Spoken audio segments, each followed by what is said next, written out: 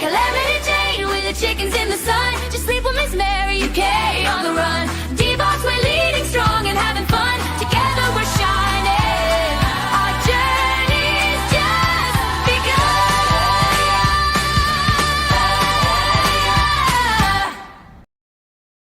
All right. I love Hello, that everyone. thing. Hello. Hello. So Sandra G is here. She's saying she's listening at work. Who else would want to say anything? Hadreen, you're chairmaster today. Yes, I am chairmaster today. How's everyone doing? We got Delilah in the chat. We got Felicia Marie B in the chat. Hello. Hi, everybody. We got Off Grid World in the chat. Kate in the chat. Okay, and today we have Kim J and Reset with Anissa online with us today. Hello. Community. All right, ladies, let's introduce ourselves. We'll start with you, Kim J. Okay. Just introduce yourself. I am Kim J of Kim J Sweet Healthy Life. I thank you all for coming today to check in on us. Yes, behind the scenes. We just want to share and spread some love in our GL1P community. GLP1 community, excuse me. Yeah. Yes. And I'm over here living a sweet, healthy life on my channel. All right, then. All right, Miss Anissa. Hi, I'm Anissa from Reset with Anissa. I'm happy to be here, talk about how I'm trying to, do a 180 and reverse this type 2 diabetes and, live a long, healthy life. Sounds good. Yes. All right, Miss Calamity Jane. Perfect. Calamity Jane, everyone. Y'all know I'm going to geek out about this particular topic, as are Anissa and Kim J. I am someone who, as some of you know, is managing type 1 diabetes. And so we're just going to talk all things A1C and all the fun things that go with it. I know in the chat, we're going to have some people that resonate. So I'm just really excited to be here. So I'll toss it to Joe. Hey, it's me, Joe from Joe Sleep and Slim Down Journey, and I've been outside today. All right. All right. So I'm going to be keeping an eye on all 5 of the chats today. So I'm going to turn myself on mute, and I will just jump in every now and again when I've got a question to ask. So, folks, have a great one today. And last but not least, I'm Hadreen Annette, aka DBossway. And I am here today I got to run the community. it's all about me. Joe put me out. But yeah, so I got the questions. Everybody ready? Well, we got more people in the audience. We got Traveling T. We got Sandra G. We got Hermione. Oh, nice. We got Losing It Grace. We got Linda's Journey. If You Seek Amy. Delilah Rodriguez. Darium is here. Empower Wellness by Teddy is here. Coach Mean Reen is here. Okay, I think Kim J, you up here on the panel. Word Muscle is here. Patrice Denise is here. Cookie's in the house. Amy Luzin is here. Michelle Smira is here. And that's all for now. So let's get started. Would everyone like to say what they're grateful for today before we get to the questions? Yeah. Okay. Anissa, you want to start? Sure. I think I'm really grateful for this GLP-1 community online. After, I just was looking up things on YouTube, and I don't know who I found first, but I think I might have found Downsizing Diva, and then that led to Joe and led to like all of these other people. And I've just learned so much and not felt so hopeless. So I'm grateful for the community. Okay. I too am grateful for the community. I'm grateful to be alive and well, much better than I was before I started my journey. And I thank God for that. Amen. And I'll share it to the community. I'll be, because they're going to come up. I'm grateful for my little chickens. They make me happy, and my 3 little Yeah. kitty cats at the house and family. I know it's a time to be blessed, and I know Joe's going to talk about it. So I don't want to outshine her spotlight, but in her live today, she got to encounter some youth, and it was just a joy to see them just excited about life, about what's ahead for them, and so it was a really touching moment. But I'll toss it to you, Joe. Well, that wasn't going to be mine, Jen. So I'm glad you Oh, reminded me to remember the youths. Of course, I'm very grateful for the community. I'm very grateful to Miss Mary. She is wearing the blue for the Diabetes Yeah. Blue Day. Oh, Yes, yeah. I'm very, very grateful to have been able to get out and meet the youth and let the youth get to know the community. It was a win-win, winner-winner chicken dinner. Sorry about mentioning chicken dinners. It's okay. I still eat chicken. There's tortilla chicken soup on the stove. You're good. I just don't eat my chickens. Look, I had chicken too today. There you go. Look, I love me some chicken. Look. Yeah. Good, Adrienne. Well, I'm grateful for friendship. I mean, it's a community, but I'm claiming everybody as friends. So I'm grateful for friendship. Yes. Yes. Definitely. All right, let's get the party started. All right. What exactly is an A1C or HbA1c, and how does it differ from daily blood glucose checks? So I'll jump in real quick on that one, and then Kim and Anissa, feel free to just kind of how, because I still understand it from like old school days. So I think I was diagnosed in 1993, 94. But quite simply, it's an average, typically 3-month average of all your blood sugar readings, or what they're able to attain. It's an estimate, and it's a pretty accurate estimate. It's not too off base, but how it's different from daily. Um, how many of us kind of secretly have weighed in more than once a day and we get a different number? Everyone raise your hand if you're guilty of that. Well, very similar. So I could literally and I'm not going to demo it now because that's not going to be an exciting live. I could literally test all 10 fingers and it will be a different blood sugar reading even within the same 5 minutes. Wow. So it daily is important, especially if you're trying to control it and things like that. It's essential. But that's really the biggest difference, is you're gonna get an estimate versus that kind of just in time reading. Okay. So yes, normally when doctors actually test your A1C, they normally test it every year, initially, and then when they find out that you have, say, for instance, type 2 diabetes, then they'll test it depending on how bad your diabetes is, or how much your A1C has gone up. So just to talk about, I don't know if we're talking about the levels here at this time, if that's okay to talk about, but yes, please. When it comes to A1C, you want to make sure a normal range, and this is what we all want to be in, right? It's anything below 5.7%.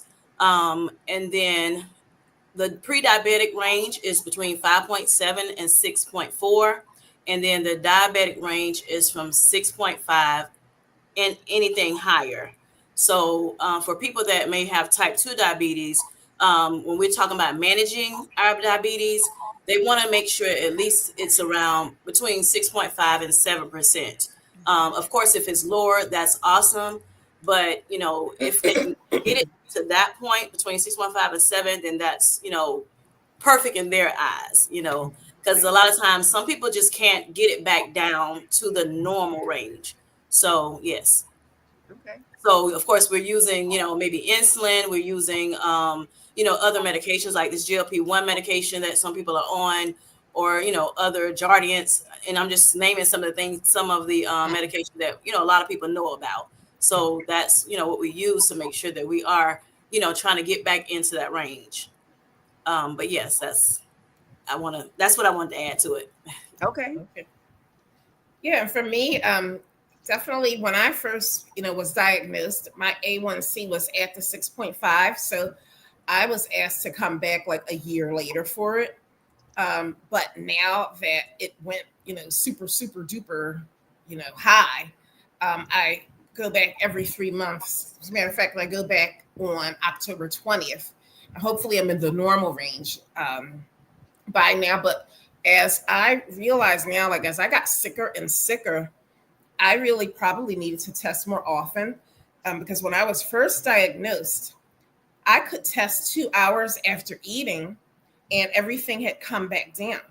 But as the illness progressed and I didn't take care of myself, it could take 4, 5, 6 hours for it to come back down. Mm-hmm. And when my A1C was 14.1, the average was almost, 400, which meant it was never coming down. And so I guess that's because at that point, I guess I had no insulin sensitivity. My body could, release a lot and just nothing was happening. So I don't have to test as often now because I am still very sensitive to carbohydrates. It comes back down within 3 hours now instead of just all day, but I'm still not quite there. But if I eat the things that I should be eating, I don't have to test except for once a day. Now we're more concerned about my glucose in the morning.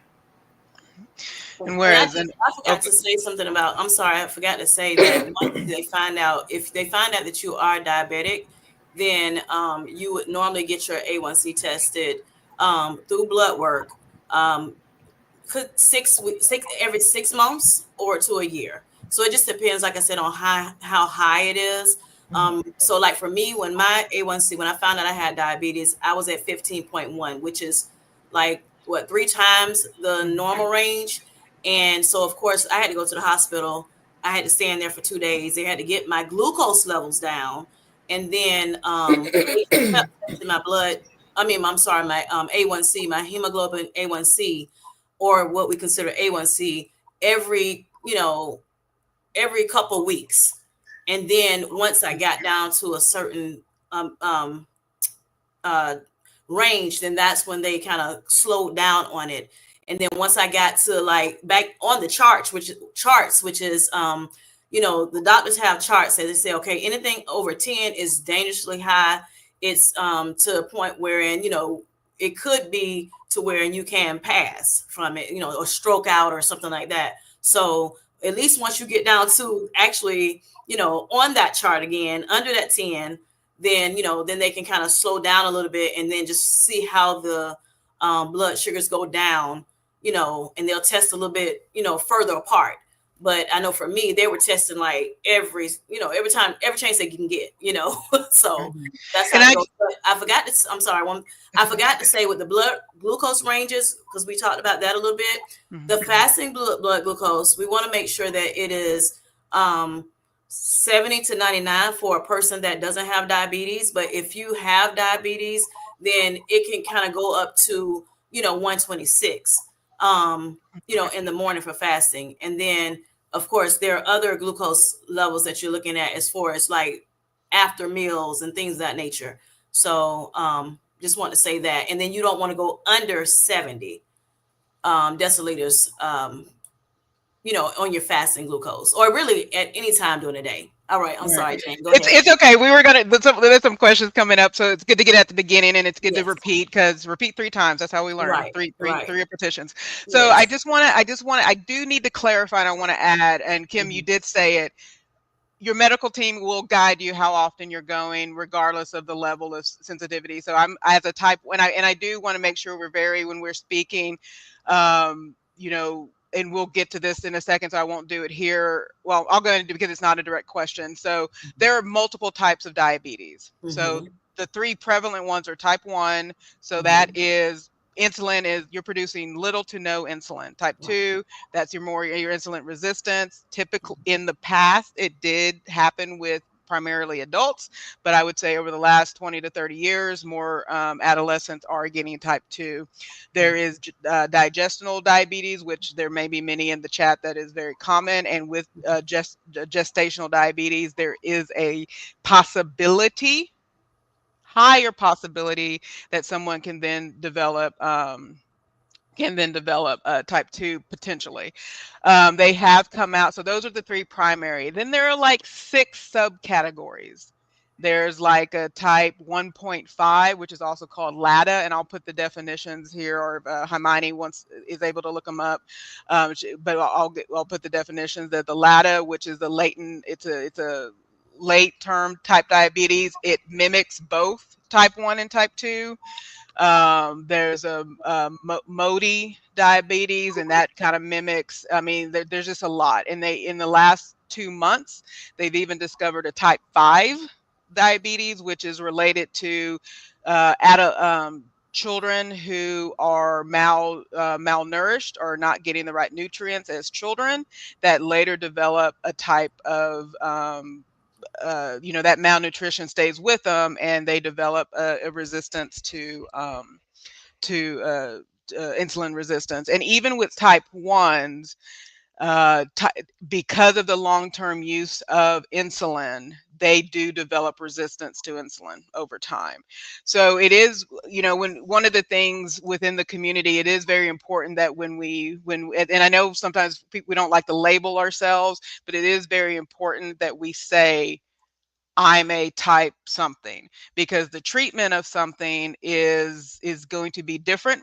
And then the whole remission conversation is different for all the types of diabetes. So we do want to be careful about that. So I see my doctor, and I love that I see my doctor every 3 months and get blood work, because they test for everything. So, sometimes when I have very few surprise things that show up, because I'm seeing my doctor every 3 months. And then for A1C, and Kim, thank you love that you went over this as far as sort of normal, for type 1s, they're happy if you're under 7. If you never get to 5, you never get to 5. Only because there's always the fear of hypoglycemia. That's all. That is the forever fear that follows type 1 diabetics. Why the FDA delays approving things. But we'll get into that later, because I know there's lots more questions and stuff. So, but no, this is fun. Okay, well, I have a question because. Oh yeah. Sorry, but. Oh no, good.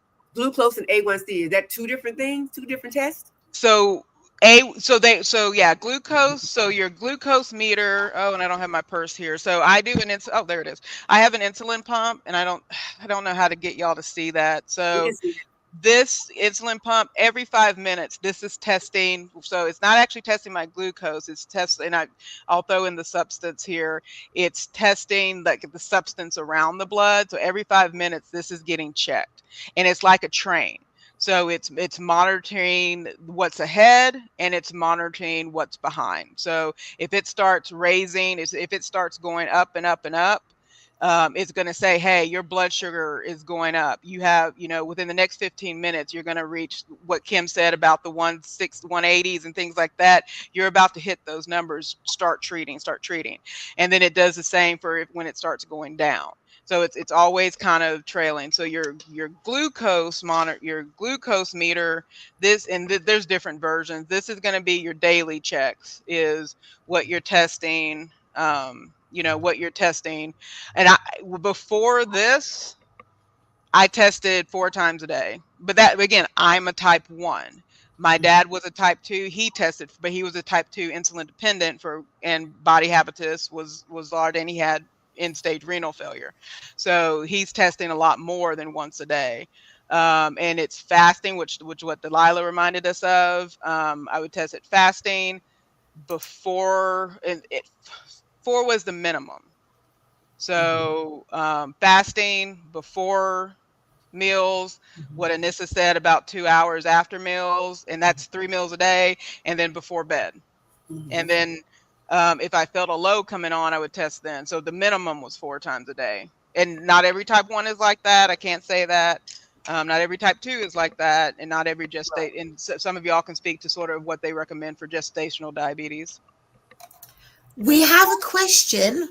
We've got a question that's coming from Grace, from Loosen It Grace. It came in at 4:38, Hadreen. There we go. Oh, nope. Hold on. One above. There you go. So you can ask the question, Hadreen. Does remission count as reversing diabetes? I'll let Kim and Anissa answer that.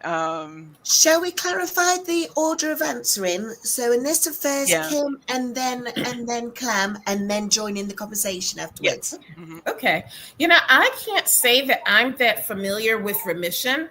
The terminology that my healthcare providers have used for me is reversing it, because they felt that if I should go back to the same habits, I'm a type 2 diabetic, if I didn't say. If I go back to the same habits where I'm eating many carbohydrates above my carbohydrate tolerance, and lack of movement and lack of sleep, my diabetes will again be probably in the A1C range of above 6.5. When I last did it, it was 6.7, and that was August. And so the way they've talked to me is that eventually I'll be able to eat more carbohydrates, but they use the term reversal because it's going to be dependent upon my habits for the rest of my life. Kim? Okay, so remission, we're talking, okay, so say if your blood sugar levels, and I'm thinking for a type 2 diabetic. So when I'm talking type 2, okay? I think Jane will, of course, she's the expert of type 1, because she's been dealing with it for so many years. But it's like, you're returning to the normal range, and you don't need medications. So that's, but from what doctors say is that, or whoever the powers to be is, says that we will never, once you're diabetic, you're always a diabetic. But that's what the remission part of it is. And then as far as the reversal of it, it's more so like, you're able to achieve the blood glucose normal levels. But sometimes you're on medication still, and sometimes you're not. Okay. So it's reversal is like control. Like your glucose is controlled. It's back to like it's restored to where it should be, but you still may have to use medication. That's your reversal, and then your remission is more so you don't need medication at all, but your glucose levels is controlled without medication. Okay. But the cure of it, they say, look, because I believe in a higher power, but they say that there's no cure to it once you get there. So with diabetes, it's very much a metabolic condition. So type 1 is autoimmune, type 2 is metabolic, and then the other types, again, it depends on the origin. So one I didn't talk about is type 3. I think they say 3C, which is a steroid-induced diabetes, or you have like the diabetes that's induced because of pancreatitis. It's a removal of your pancreas, oftentimes with or damage to the pancreas. So again, those terms, that's why we got to be careful when we say diabetes, because there's many types, and then there's many things of treatment, and then this language that's around it. For type 1, there are trials out there where they have successfully done either the islet transplants, and that's the I know Delilah's gonna put some language in there. The islets of Langerhans, where they have introduced stem cells to sort of revive those things, and there have been successful cases of those things being revived. Again, this is very recent, so the 5-year window, the 10-year window, we'll see what happens, right? And then there's been successful trials of people getting transplants. Again, not widespread. And then those, again, those are your type 1s. And then those are people who have had pancreases and things like that, the damage, the cancer, whatever the case called, whatever caused the damage, those things being replaced. As it relates to type 2, and the reality of type 2 is, because, you know, you can have family members, you can have whatever, you can become quick experts at this. With type 2, reversal and remission, it's as Kim stated, it's one of those things where, you know, remission, if you're able to sustain and be out of that non-diabetic range for that 6 months without the use of medication, you can use the term remission. And then you can, reversal it's a more permanent state where after a certain amount of time, you know, you've not been on the medicine, your blood sugars are remaining in that state for a year, 5 years, 10 years, and then perhaps you can use that term reversal. But let's have a reminder here, and why we have to be very careful in the GLP-1 community. What are you taking right now? A GLP-1 that's aiding in your type 2 diabetes. That is a medication that's aiding in that. What happens when we stop taking it? And we don't know yet. There's research out there, and that's what I would say for the answer to this question. I would highly recommend going to the research to say, for those people who are off it, where are they at 3 months, 6 months, a year when it comes to their A1C? And it's something we have to look at.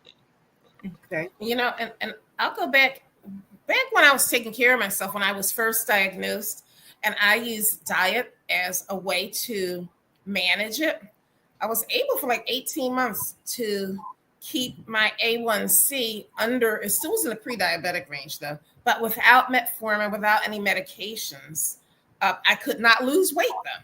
So it was a weird state of affairs where I was pre-diabetic, but 250 pounds, that no matter what I did, even with the low carb diet, I couldn't lose weight. So it really, type 2 diabetes, and you're more of an expert, or definitely an expert with type 1, it just wreaks havoc on your body. Like, even when I had the A1C under control, metabolically, it did something so that I could not lose weight. And I wonder if my sleep apnea came from that too. I don't know. There's some connections out there between the two, for sure, between sleep apnea. And which came first, the chicken or an egg in that conversation? You'd have to you'd have to track your symptoms. How about that? So, yeah. We have another question?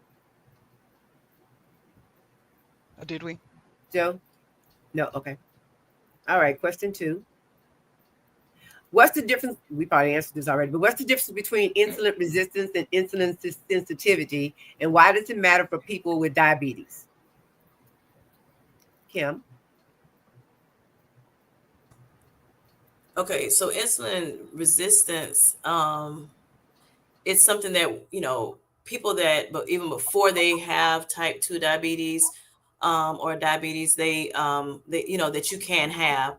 So it's like the sugar I guess explain it simply, but it's like the sugars don't know where to go in your body. The carbs that you eat, or the sugars that, the simple sugars that you have, or even complex sugars, because complex carbs turn into sugars too, as well as, like, say, table sugars or things of that nature.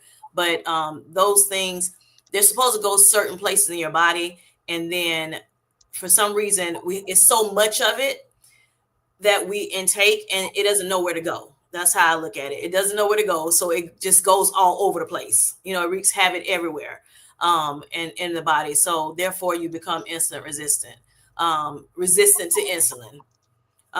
So if you want to kind of talk a little bit, and then sensitivity, of course, is the opposite. Jane, you want to talk a little bit more? Sure. Yeah. I think you said it beautifully. So resistance, I always kind of talk, the best way to describe it, and I'll keep it simple. And this is where I was told, I think Joe, you said your doctor gave you a different example. I think it was when we were talking, but I do the lock and key So imagine a lock and key. How many, so insulin resistance, let's talk about that. How many of us, that those I do it, you're walking, you're about to go into this building, you have a meeting or something's going on, and you're about to go into that meeting, and there is a giant sign on said door that says pull. But here you are ready for your meeting and you push it and you can't get through that door. That's insulin resistance. You have the insulin, you have the things in your body that it's supposed to do its job, but for some reason it malfunctions or it's not working, and that could be due to body habitus, it could be due to sedentary, it could be due what we're learning in dairy and can kind of tell us about it, obesity, what we're the science behind all these things. It could be due to health reasons, stress, all the things, right? Medicine you're on. For whatever reason, that resistance has caused it to not function, right? In a certain way. And so that's the lock and key. You have the key, you have the ability to open the door, but for whatever reason, you can't get through, right? Whereas with type 1 diabetics, and we'll just kind of keep, since that's the who on the panelists are, with type 1 diabetics, I don't have a key. Joe said you can come into my house whenever you want to, Jen, but she didn't give me a key, so I can't get into her house. But what does that mean overall? What is the health reason? As Kim and Anissa have explained, all we eat all the nutrients, we eat all the food, we do all these things. If it can't get into our cells can't function. Let's all go back to biology. If our cells can't function, our organs can't function. That's why you end up with numbness. That's why you end up with muscle atrophy. That's why you end up with gangrene and stuff like that, in amputations. Because if your cells aren't fed, your organs aren't fed, death. Right? That's why diabetes is such a serious disease. And that's also because it impacts all of your cells. It impacts your entire body. It starts with microvascular, so your eyes. That's why eye doctors are often the first people to diagnose or to suspect diabetes in a person. Dental, make sure you're going to your dentist, right? Because infections in your teeth can be a big problem if you have an underlying diagnosis of diabetes and you don't know about it. And then, of course, your kidneys, and that's why they put a lot of people on kidney medication and diuretics. And then it builds and builds and builds some macrovascular systems. So that's the long and short of insulin resistance and how it's working. Sensitivity, the opposite. So as you take medication, change your healthy lifestyle, things like that, those, and we'll talk with type 2s, those with insulin in producing in their body. Insulin sensitivity is the degree in which that insulin can now function properly. So all of a sudden you're getting hypoglycemia because you're running around doing your thing, living your life, doing your Zumba, doing your plank challenges, doing your running challenges. Well, now your insulin works. And it might be a little bit too sensitive, and so now you're in a hypoglycemic episode. And then for type 1s, we're getting our insulin put into us. And so I showed it in a video earlier or a few days ago how the first thing my doctor had to do was change my insulin to carb sensitivity ratio. Had to increase it so that I wouldn't drop low too much. Wow. So that's sensitivity, and that is resistance. And as Jane is, speaking, for me, because I was doing so well with my, getting my A1C down, my blood sugars down, I actually experienced the hypoglycemia when I found out I had type 2 diabetes, July 3rd of 2024, I actually was hyperglycemia. And so, which is my sugars were too high. And then because I did all the things that I could do naturally via fasting, intermittent fasting, eating a low carb diet, of more so the complex carbs and things of that nature. I know Anissa does the same thing. You know, doing that, it helped me out a lot. Exercising, like Jane said, and things of that nature, that helped out a lot. And so therefore, at some point, I had to get off every medicine they had me on. Wow. At point they had me on insulin, you know, then I went on Manjaro. Then I left the insulin alone because I did so well. My A1C came down so well, so fast. Like within 2 months, I was back to, instead of 15.1, I was back to 8.6. You know, and then after that, they took me off of both insulins. They put me on Jardiance. 2 months later, I had to get off of Jardiance, and then I was just on Manjaro. So because of the lifestyle changes I made, so, you know, that's why a lot of times on my channel, I'm talking about, you know, lifestyle changes is very important, not just going up on a medication, you know, so letting you, you know, making sure that you're doing the work as well.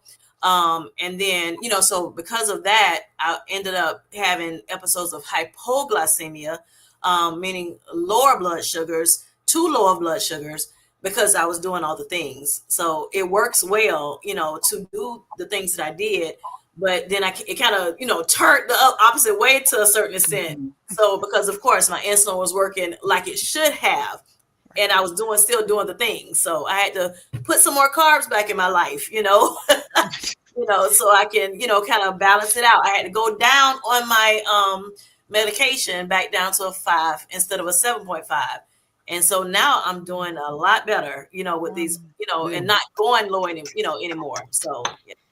Can I ask Anissa just to add something to this part of the question as well? Because I know Anissa has been a huge fan of Dr. Jason Fung, and I think it would be great if Anissa can give her take as well on insulin resistance as well. So over to you, Anissa. Well, I think what I have been finding is my insulin sensitivity must be improving. And I think especially in the morning, because I'm finding on my drives to work that I am starting to, unfortunately, sometimes feel faint. And I've gone to the doctor, you know, we checked to see, is it my heart? Is it, you know, my blood pressure? What actually is it? You know, you're looking at, like Kim J, is Manjaro 7.5 milligrams doing such a good job for me that I might need to lower it? Because Joe, I was saying, I wish I had access to the quick pen so that I could maybe split dose. But I think that, because I felt that again this morning, but I just happened to be driving. I couldn't stop to take my blood sugar to see what was happening. But I do know that my insulin sensitivity is much better, because when I work out now, my glucose drops, I guess, like it should. But now I have to find that happy medium. Mm-hmm. So I am very low carb right now. I am at 30 grams of carbs at maximum per day. Mm-hmm. That might, as I go on, like once my glucose is in the normal level, not even pre-diabetic, I'm supposed to work with a dietitian to increase my carb tolerance. So, you know, I don't know how they'll do it. I don't know if I start with 10 grams and they did tell me I'll need to test more. So I had to buy more strips and more lancets. So I'm expecting that I'm going to need to do that sooner than later, because I think my body, with the help of Manjaro and some of my own habits, I think is starting to repair itself. Good. Yeah. And I'd hate to jump, and I know, you and I have talked about this, but what you're describing is what my life was pre-Zepbound, especially when it comes to exercise. Mm-hmm. And I know we'll talk offline, we'll talk CGMs offline, but until this is, you've just described to me someone who get that CG. I know there's some, the barrier tape and some irritation there, but it's gonna help with that, and especially with your doctors. Yeah. Yes, I'm going to have to go. I used to have the Dexcom G7.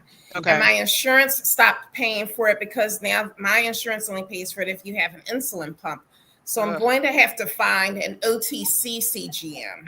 Yeah, the Stello, the same. So Dexcom has that Stello. So Okay, try, so- and I think there's some coupons out there too. But I mean, I think it's Yes. like, I mean, I know that we're nerding out on this separate. We know the audience is there, so we know y'all are there. But there is this. But honestly, I feel like it's life Stello. saving. So Yeah. I need to know while I'm driving, specifically at that moment. I think it is the time of day and not the activity. So I think Correct. I get up early enough. So I do need to get it sooner than later. And test at night. See what that blood sugar is before you go to bed, because that's a good one because I don't do that. So I Yep. do need Right. to do that. Right. Test at So night. like, Oh, go ahead, Kim. Mhm. so like for me, I would test in the morning and I would test at night before I go to bed. I stopped because my doctor actually told me that I could test twice a week, but I was like, no, not doing that. I'm going to do it twice a day. So I try to test. I test in the morning, like I said, or whenever I get up to eat. Your morning is probably not my morning, and then I test at night before I go to bed. And so that's how I make sure that those numbers are not under or close to going under, and making sure I don't have hypoglycemia. But so definitely talk to your doctor and your dietitian about it. CGMs which is continuous glucose monitors. I think they are very, very good to help. Especially like for me, I did use a CGM for from like July when I got at the hospital up until December when I had to go and get an MRI for something else. And so I used it all that time. And so that's how I was able to, partly another way how I was able to get my A1C down, because I could see those numbers. For mine, it was like every minute, it's my glucose and everything. So I think it's very, very good to use, especially during these times, Yeah, definitely. Yeah. And I'm sorry, I forgot to answer a portion of Joe's question. So I do follow Dr. Jason Fung, and I do the intermittent fasting. And I think that could be part of my issue too. I don't eat breakfast. I do make a protein coffee, but as I'm driving, I'm like driving. I'm not really drinking it. So I might need to move up drinking my protein coffee or eating earlier in the morning to try to help with whatever is happening to me. I'm just not sure what's happening to me. But like you said, if you were to, Jane said, if you was tested at night before you go to bed, then you'll kind of know where it's at. So say if you were, for instance, at 75 at night, and you have 5 more to go, and then you're under what you're supposed to be, overnight, and especially if you're doing exercises and stuff like that throughout the day, strength training, things happen even after, you're done with strength training, you're still, your energy is up and everything is working, good within your body. So it may drop your sugar a little too low at night while you're asleep.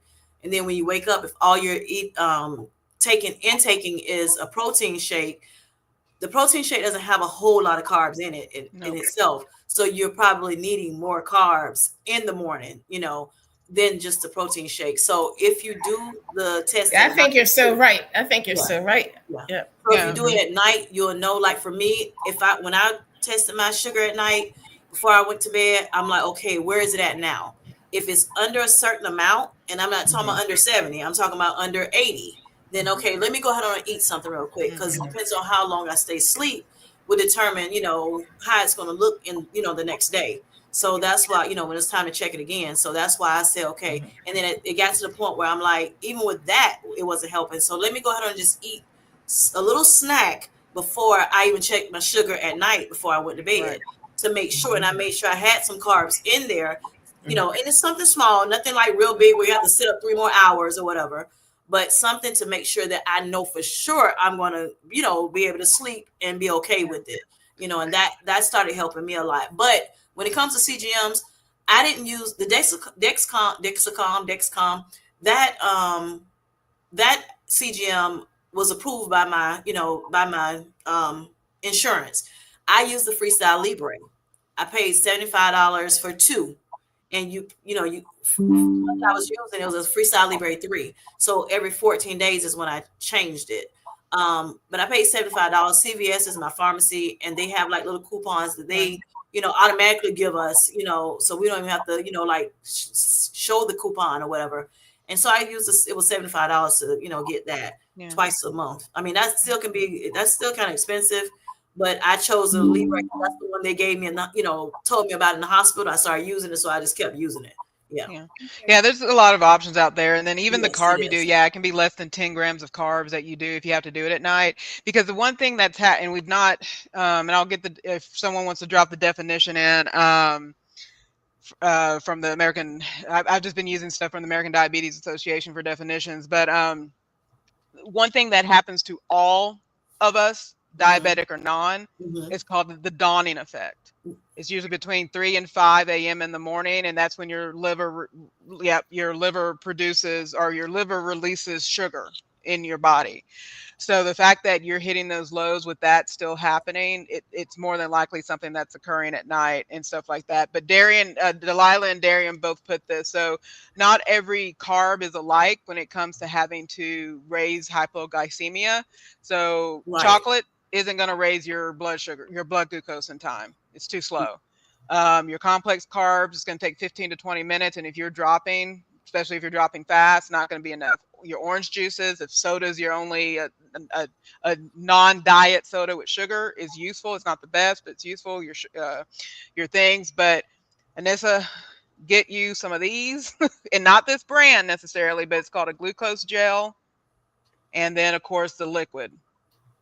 Okay, yeah, I have glucose tabs, and you know what's odd is I have a problem with high fasting blood glucose, but I'm thinking once I get my day started, I feel like it must be dropping. It is just because of how I feel. It is. It's a. So for those who are taking medication to manage diabetes, and you just said your insulin sensitivity has gotten like your insulin is basically like, finally, let's get this going. We're in that body, right? And so it's a 1-to-1 ratio for every minute of activity, especially intense activity. Well, it's not even intense. It could just be a walk outside or you getting ready for the morning, especially if you're rushing. It's a 1-to-1 ratio for every minute that activity, your blood sugar is dropping by one ml/dl. Yeah. So you could have been at 90, and by the time you're in that car, you've dropped to 70. Mm-hmm. Yep, I better get that CGM fast. Yeah, so we're getting probably too much into this. Yeah, sorry everybody. Sorry. Bellflower has a question.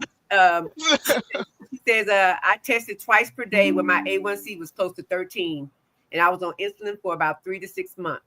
When I got off of the insulin and my glucose and A1C stabilized, I was only testing fasting glucose in the AM. And that's what they want to get people to. So, that's the goal for, for type 2 diabetics, that's the goal. So is to be able to do that. Okay. Go back to the questions. I think there was 2. I know I think Gray's had a question, and there was a follow-up to Gray's question. Okay. And while you're looking for that, there was a question at 4:58. 4:58. Okay. That was from Cookie. Oh, Cookie. Yeah, Cookie had one too. Mm-hmm. Okay. Right, guys, you've got to be shorter with these answers. We've got so many questions. We will. Yeah, we will. We'll be better. Yep, I'll be fast. Okay, I'm sorry. I wanted to say one thing. Put a timer on. There's a 15-15 rule out there. Sorry. So they want to, like, say if you go under the 70, you want to make sure, because rules change as time progresses. But it's a 15 grams for your fast acting carbs, which is your simple carbs. So just for instance, juices, regular soda, not the no sugar soda, but the regular soda, glucose tablets or gels, like Jane told, say it, honey, sugar, things like that, hard candy. I remember that back in the day, people would grab the hard candy, jelly beans, things like that would help. You wait 15 minutes and then you recheck your blood sugar. And then after you get it up, to a certain level, then that's when you go ahead on and you follow up with a little snack that has maybe protein as well as carbs in it. That's for those who don't know that. Yeah, it's 15 rule of 15-15. Yeah. Right. Okay. Yep. All right. Losing It with Grace says, I've heard that if you cook and chill foods like pasta or rice, they have less effect on blood sugar. Is that actually true? I've heard that. Yeah, I mean, if you wash stuff, so I make homemade pasta. Only because the type of flour being used will, because I usually use wheat pasta because it has a good amount of protein in it, and then also semolina pasta, and then your brown rices and stuff. So yeah, so if you sort of basically you're calming down the glycemic process of foods, and so it does help. But it's still if it also depends on the rice and pasta. So that's why I'm hesitant to say it's not a general rule, because the type of pasta and rice will matter. Um, so I'll just kind of leave it at that, and kind of, yeah, it's still going to matter the type of rice to pasta. So the cooling isn't going to take out the entire effect. Right, it doesn't take out the entire, but it can increase the the resistant starch, which can slow down the digestion of it so that it won't spike so quick, or reduce the spike, at versus it spiking very, very high. Okay. All right. Cookie has a question, and she says, are there different tests that run to determine if a person is type 1 versus type 2? Yes. So for real quick, type 1s, you're gonna typically, they're gonna run what's called a C-peptide test. And that basically, the C-peptide test, I'll get the definition. The C-peptide test is basically testing whether or not you have that particular peptide in your body. And if you don't have it, then you're more than likely, after you've hit all, your range is crazy. When I went into the hospital at age 14, my blood sugar was 1300. And so it was probably pretty clear that I was a type 1, but I've had the test done 3 times in my life, because I don't present as a typical type 1 diabetic. I'm not slender and all the things, right? And so I've had doctors not believe that I'm a type 1. And so I have done 3 peptide tests, and every time it comes back the same. And I just look at them. It's like, I hope you enjoyed your test. So, but that's what that is. Okay. All right. Follow up to Gray's question. Hermione says, what's your go-to meal or snack that helps you feel balanced, not just in glucose level, but in life? Kim? Something high protein, high protein, low carb, and high fiber. It is for me. The actual go-to one, I don't really have a go-to. I like eating a lot of different things. So in the morning, I typically eat probably a thing that is, I guess, more what you call it. I do it all the time, I guess I would say. So I eat 2 eggs, 4 pieces of bacon, 2 slices of low carb toast, and then I put a pat of butter on it, and then I put some Skinny Girl grape preserves on it, which has fiber in it as well, and it's low in carb as well. So that to me was, it's a high. And then I also have a protein shake, which is a Profi rather, which I still have some now. But yeah, so that's that. So it has high protein. It has the fiber from the bread that I get, and then as well as my jelly, and then it also has, and oh yeah, I forget. Don't forget I put the ground flaxseed on top of my jelly toast. So that's what I do too. So that's the high fiber of it, and then low carb, because my bread is low carb. It's keto friendly. Yeah. So that's what I do. Okay. What about you, Anissa? Yeah. I average about 15 ounces of protein for the day. So I try to split that up. So I'm moderate protein, low carb, and add fats. So just any type of meat that does not swim, and because I don't like fishy tasting foods, which really eliminates a lot of things out of my diet. But but like some sort of meat or eggs, and then typically like some salad greens and things that you will put in a salad, some cheese, and I usually make my own dressings with like either olive oil or avocado oil and like some white balsamic vinaigrette and some different seasonings. And I just try to mix it up. But I'm someone who I don't get bored kind of eating the same thing like my son does. I think I'm unusual with that. So if I am having chicken, I could have chicken wings and salad for lunch and dinner. I don't get bored with that. So it's kind of a simple diet. Now, I think that I will expand it more once I get some new results next week, because I do feel like I'm ready to start to have a little bit more carbs. And so then I think I'll expand my repertoire, because what I was eating before when I was sick, I still was eating the same main foods, but I was supplementing with cookies and candies and cake and soda.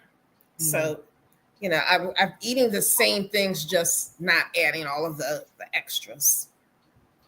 Okay. Miss Jane? Well, I'll do it really quick because there's a good question from Grace at 5:04 Central Time in the chat. I put it in the chat, and all I'm going to say is this: it's similar to what I eat stuff that swims. I'm a fisher person. My husband and I's first date was on a boat fishing. We fish, so good nutrients. Anyway, carb counting. It's not as big. Because there's been this pendulum shift in the type 1 and the type 2 diabetic world of no restriction, eat anything you want. And so there's not an emphasis on carb counting as much anymore, but it's quite, net carbs. Carbs minus fiber equal net carbs. The moment you introduce fiber in with carbs, you reduce the impact of those carbs. So for those of you who do take meds, or especially if you take insulin, it's really important if you take insulin because you have to measure for the carbs. But essentially, if it says 30 carbs and 5 fiber, and you're giving blood sugar for 30 carbs, you're about to be in for a roller coaster of your life. You've just given yourself too much insulin because you've only actually intook 25 carbs. So, and that's what that's what a lot of type 1s and those type 2s who are on insulin, where they mess themselves up because they're not doing the net carbs. So they take too much insulin, get in a low, then they've got to treat a low, and now they're shooting up to 400. And then they get to play that game. Net carbs, net carbs, net carbs. And even if you're non-diabetic, net carbs are your friends when you're worried about how many carbs you're getting in. Yes. I thought CKD is important as well, but definitely, man, this diabetes is a lot. Okay, before we go to Grace's question, Delilah was saying that she noticed adding a deli meat wrapped around a piece of cheese with a pickle about an hour before bed, and since implementing that, she says she's no longer getting those 50s overnight. So that's just a little tip. Awesome, Delilah. It's got protein. There's still sugar and protein that's helping you. Yes. Okay. And then Grace says, honest question for diabetes friends.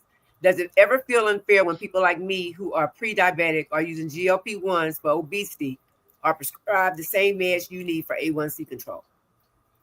I'm okay with it myself. Same.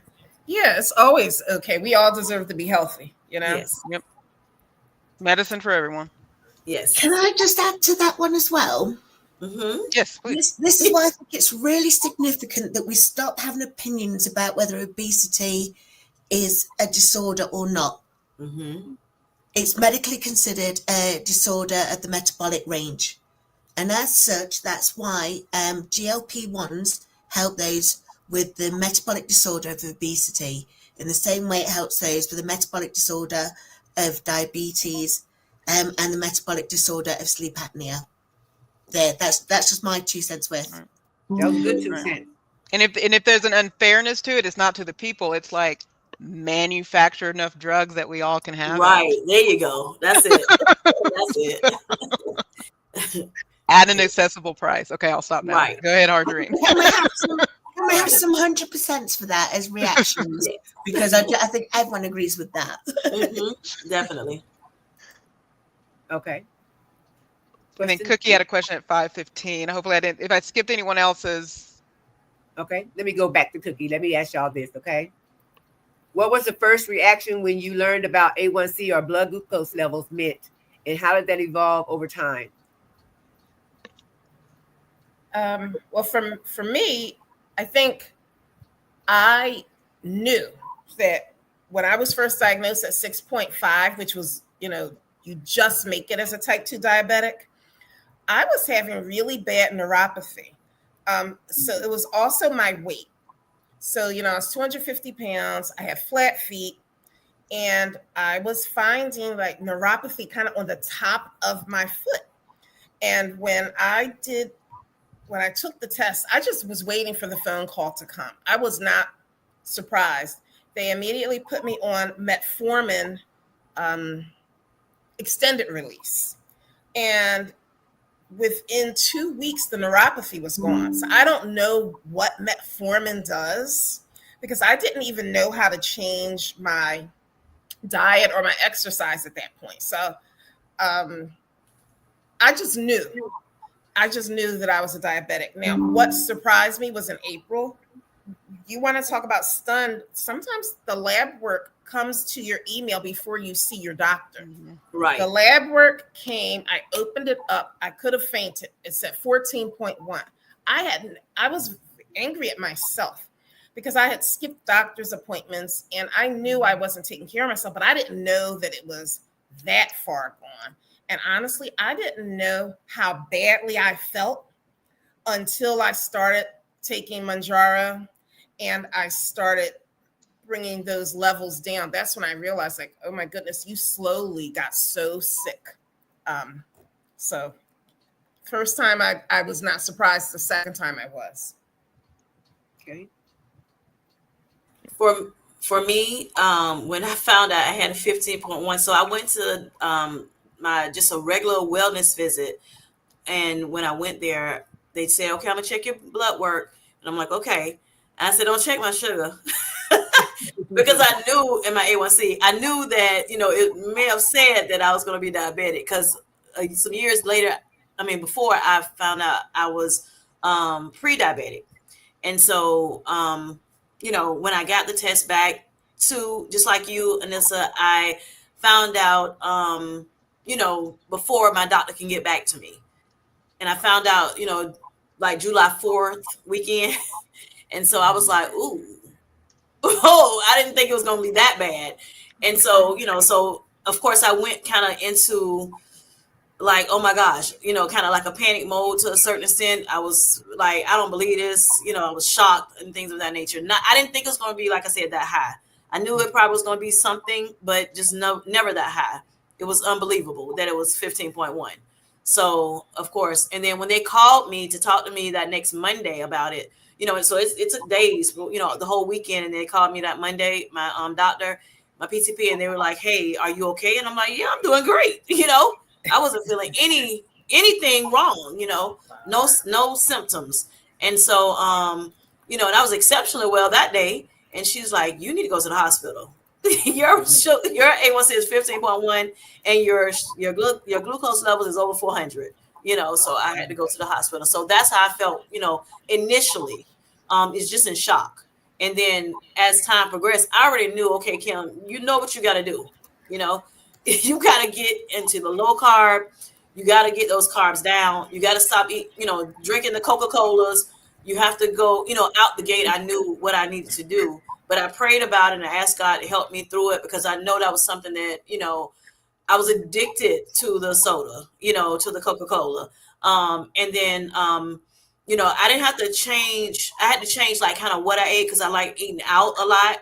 I had started eating out so much because of my, me going to work and the work hours. So it was just easier for me to eat out. I did eat in too. I know how to cook. I cook pretty well, but I ate out a lot because of being at work, long periods of time. So with that being said, I just got used to it. I had to stop that. But the job that I was on at the time, it was so stressful. So I started eating cake, which I love, the sweets too, but I didn't have to have it. I'm a savory person at heart. But for some reason, I started eating chocolate, and maybe because of the age too, the perimenopause, or I don't even know what kind of menopause I'm in. I am in something, but I got to find out from my gynecologist what is this that I'm in. But yeah, so that was a shocker. But like I said, once I prayed about it and everything, I found my community. I started looking at, I think it was the Patrice Denise first, because I looked on YouTube for people that had type 2 diabetes, as well that was on the GLP-1 medication, Manjaro. And boom, she was there. And I've been rocking with her ever since. At first, I wasn't talking to her, I wasn't in the chat. I was just listening. But yeah, so with that being said, I just said, hey, I'm going on a low, very, very, very, very low carb diet. Not so much keto, but almost. And then I just was rocking and rolling out the gate, with it. So. Okay. Miss Jane? So mine's a little bit different because, like I said, with type 1, my blood sugar was 1,300 when I finally was arrived. There was symptoms, et cetera, et cetera. But when I finally arrived at the hospital, my blood sugar was 1,300. I typed it into Google just to see what the A1C related to that, and the first thing does not convert directly into a single A1C percentage. It did the math because there is a math, I guess, equation for it, and they got, I think they got 46.9. So take that for what it is. But what I will say is, we don't have time for the story of my diagnosis, but yeah, it took 4 orderlies because you go into a completely different physical state when your blood sugar is basically acidic at that point. It took 4 orderlies, and I was a 14-year-old who ran track, so that can give you the body image of sort of what I looked like. It took 4 orderlies to get me into the bed and into the hospital because I was fighting them. But anyway, but what I will say over the years, since it's been controlled, and for those of you, and I challenge each of y'all to go do this, go 2 years, go year, 2 years, 3 years, 5 years back, and look at your A1Cs over the years. I did that like a few years ago. I took my 10-year history of my A1Cs, and anytime it was elevated, you could track it to something going on in my life. Not to say we need to get into a cortisol conversation, but whether I was traveling for work, family, went up. It's literally what Kim described there. Depending on what was going on in her life, that A1C was up. When things were good, I was a perfect type 1 diabetic, but the moment stress came again, it was up again. Yep. So, but yeah. Okay. Cookie has a question, and she says, JC, what is the rise in children with diabetes attributed to? I think I would say the same that we say for adults. Darian kind of said it best, individual humans. I think you've got to look at just how humans function and have changed over the last 100 years, right? What's our activity levels? What are we eating? What are we learning about obesity and genetics and all the things? I think it's a combination of all the things that we as adults are seeing. More than likely, why we're seeing it in kids probably just relates to what's the access to food that people have, and the type of food that people have. How are we've gotten busier, so the types of food people are eating, how they're functioning with activity. I mean, I'll just say this, our bodies are machines. We're meant to function with the things we've been equipped with, deficiencies and all. We're meant to function in a certain way, and when energy is not being processed as it should, either due to genetics, either due to injury, either due to the other things, diseases are going to unfortunately reveal themselves in different ways. And so that's the long and short of it, is what I'll say about that. Okay. If you seek, Amy says, if any advice for someone who the doctor says is insulin resistant, but has done all of the recommended things for 9 months and doesn't feel they're seeing any signs of improvement. Anissa, you want to answer that? I am not sure because I'm learning things now that I never heard of, like the 15-15 rule. I would definitely say go back to the doctor. That's the first thing I would say, to discuss, if there is an alternative plan. But other than that, I'm not sure. Kim? I would say the same as Anissa. Go back to your doctor, let them know. Make sure you're staying in contact with that doctor. If you're using a PCP, a primary care physician, go ahead and go to maybe a gyne. I'm sorry, I'm talking about gynecologist. You might have to go there too. You never know. Look, because a lot of people don't go to them either. But You could be right. Yeah. an endocrinologist, and that's a specialist, and they may be able to help you. Some endocrinologists have dietitians in their office, that they work with, or it may be outside of the office, but they can refer you to, and that way they can kind of help you when it comes down to the actual the food, the nutrition of it all. And also do your own research online. You have, of course, the infamous Google. You have Chat GPT, Perplexity, all these other places that you can go now to just see what what may suit you best. But just keep going forward, keep moving forward until you can figure out some things that's going to help you, because it's a journey. So Everything that Kim and Anissa said, and I would have your doctor also go through your meds. What else? What are some of the other conditions? If you have other conditions, how are the meds impacting that?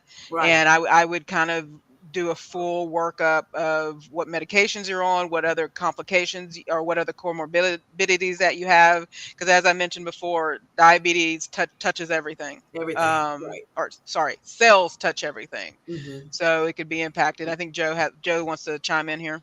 Yes, I definitely want to chime in, just because, remember, folks, I had IBS since diagnosed with that and was controlling it with FODMAP, which is cut out all those complex carbs, since 2014. And then suddenly I found myself pre-diabetic. The same time we found out that I got that sleep apnea. So, and Amy, I know that that's something that you suffer from as well. We have to make sure that the comorbidities that we've got are being managed as well as they should be. And things like, I know as well that my hypertension was completely out of control, which goes back to what Kim was saying. It's the cortisol is helping your blood kick out a whole load of glucose. So again, go and speak to your doctor, speak to an endocrinologist, and get them to think about these other things, exactly what the three of them have said. Great points. I'm going mute again now. Okay. All right. Felicia Marie B says, how can we best support our loved ones who have diabetes? For me, I just need people to understand when I make different choices, whether it's with my diet, whether it is testing my glucose, just for people to understand that sometimes I may have to live just a little bit differently, and they can still do what they're doing, but just don't try to encourage me to do what they're doing. Just let me live. Kim? And just making sure, even to me with when you let them know that you do have diabetes, I think to make sure, because everybody, of course, in your family doesn't know, but letting them know that you have it, kind of sharing with them, you don't have to share everything with them, but just letting them know what's going on in your body, educating them about it. Hopefully they'll listen at you, because I know sometimes, like I remember, somebody in my family was like, okay, when they found that I had diabetes, it was like, okay, don't eat this and don't eat that and don't eat that and don't eat that, which you're already going through, you're feeling a certain way, about it, it may be, like I said, a shocker to you, or, you may feel like, it's a sentence, like you're on, a sentence that can make you leave this world. I don't want to say it on YouTube, but you know what I mean. So you have to be more mindful, be considerate of their feelings. Treat them with care. Treat them how you want to be treated. If you were to find out, something, that happened to you, you would know how you want to be treated. So therefore you want to treat them the same way when it comes to supporting them. So you don't want to throw everything down their throat about what they need to eat and what they don't need to eat. But it's good to kind of, like I said, educate yourself and just let them know what you're learning about it too. But just be easy with them. Go easy on them, especially when they're first learning about, diabetes. It depends on how you approach a person about things. Not so much that you're telling them it, but how you're approaching it. Sit down with them and just kind of talk it through like you talk about anything else, and just keep praying for them, and at some point, like I say, everybody is on a different level in their journey. Okay. And some people have not gotten on the ride yet. Okay. So even though they may know that they have diabetes or whatever other comorbidities they may have, but just, like I said, just be more, mindful and careful of how do you want to be treated. If you were in that hot seat, how would you want people to come and address you? That's how I feel. Okay. And I have to admit, y'all, my mom found out she was pre-diabetic, and I would joke with her about her checking her blood all the time. I had no idea how serious diabetes was until today. So I will no longer be messing with her about that. Check your levels, mama. Check your levels. I'm gonna be calling to make sure she's checking her levels, Okay. Back to the don't push her too much though. Yeah. So I think she'll love the attention though. She likes attention. Okay. Can you share a moment when your A1C or glucose level surprised you, for better or worse, and what you learned from it? Say that again. Yeah. Can you share a moment when your A1C or glucose levels surprised you, for better or worse, and what you learned from it? Well, for me, I was, of course, like I said before, I was surprised that it was a 15.1 at the beginning of this journey that I went on to, lower it as well as control it, because it was 15.1, again, 3 times the amount that it should have been normal range, and so again, that was dangerously high. But for me to get it down in 5 months, and it could have really been 4 months, but I didn't get my A1C checked again until the 5th month. So I just say 5 months. So that's what's recorded. But yeah, to get it back down to the normal range is highly unlikely. People do it, but it's not normal.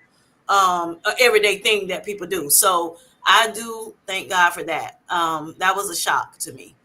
But, like I said, I think prayer changed things, and the other things that I did to, help me as well. With lifestyle changes, the natural changes that everybody talk about, but not only that, the medications that I was able to get on. And I think Manjaro significantly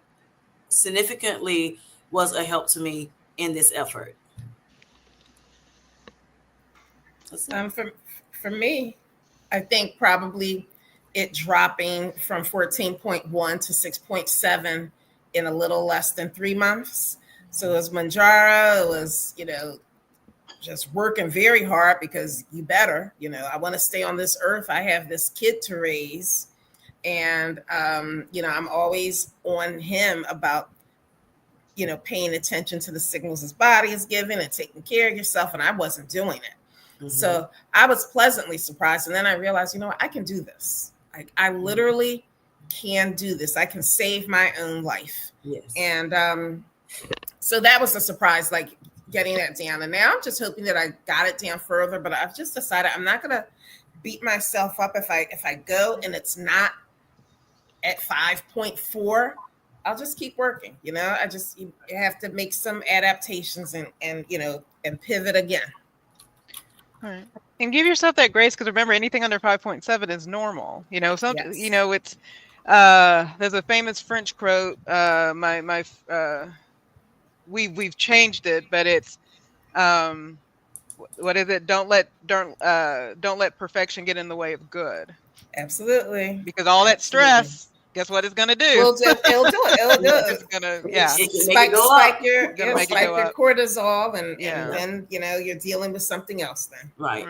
You always give yourself grace. I mean, even if you're not diabetic and you're just, on GLP-1s for, the other things that it help you with. Thank you. Lord. Right. But yeah, you want to make sure you give yourself grace, not just talk about it, but be about it. Absolutely. Live it. Live it. Live it every day.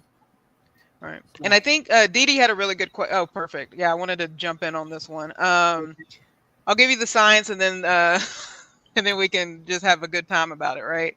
So at the end of the day, if you're eating less carbs, alcohol is gonna hit your body pretty hard. That's the trick. So back in the day, the trick to staving off the effects of alcohol was, guess what? Eat a lot of carbs because it slows down the impact of alcohol. So if you're taking medication to help you break down those carbs and to lower those carbs. So imagine us all on GLP-1s and we're slowing our digestion down. That alcohol is going to have a free-for-all in your body because it has nothing to attach itself to. So that's kind of that's the science. And again, not a doctor, just I know I've been 20 as a diabetic on insulin. So I'll answer it that way. But essentially, yeah, alcohol needs some carbs to attach to not do as much damage. And then when it's not in there, it's gonna Big yeah, impact. it's not gonna have a good time. But I still drink it on occasion, not a lot. But if I go out to eat, but I'll do I do a limoncello spritzer because it's literally club soda and limoncello. So keep it simple. Yeah, I was about to say, some people do still drink alcohol on it. I have not drank alcohol with type 2 diabetes, but yeah, I think you can. I think you just have to be careful with the sugars, in it, as well as, like you said, the alcohol consumption just in general, just for anybody, right? It can be hard on your liver and things of that nature, and just other parts of your body, your organs or whatever. So if you do decide to drink a little bit, make sure that it's more, like a light to moderate alcohol, consumption, and then, try to make sure you kind of space it out and things of that nature. Lower strength of how much alcohol, the percentage of alcohol that's in it is better than, of course, the ones that are like real foolproof, alcohol. So that kind of stuff. Yeah. I haven't tried any alcohol since I've been on Manjaro. I'm a lightweight in the best of times, so I haven't tried it. Okay. Question 5. How do you personally define success when it comes to managing A1C or daily glucose levels? Is it just numbers or something more? For me, it's just it's all of it to me. It's the full thing in its totality. To me, it's about reclaiming health in general. That's how I look at it. Making sure I'm doing all the things necessary to make sure I reclaim my health and live my sweet, healthy life. So that's how I feel. It's the food, the nutrition that you have. It's the exercise, it's the hydration. It's how much sleep you get at night, making sure you're doing all that. All of that matters when it comes to, making sure that you're healthiest. Can you repeat the question? I'm sorry. Yes, I can. Let's see it. Sorry. No, you're fine. How do you personally define success when it comes to managing A1C or daily glucose levels? Is it just numbers or something more? I'm a data person, so I'm going to go with mostly numbers at first, so I can figure out. The numbers tell me what I need to do with my meals and my sleep and my exercise. So for me, my daily glucose is big because it helps me know how many carbs I can eat, or I can, like how I found out that drinking Crystal Light, I'm very sensitive to whatever is in Crystal Light, and it raises my glucose. So for me right now, the numbers, until maybe I learn a little bit more. Okay.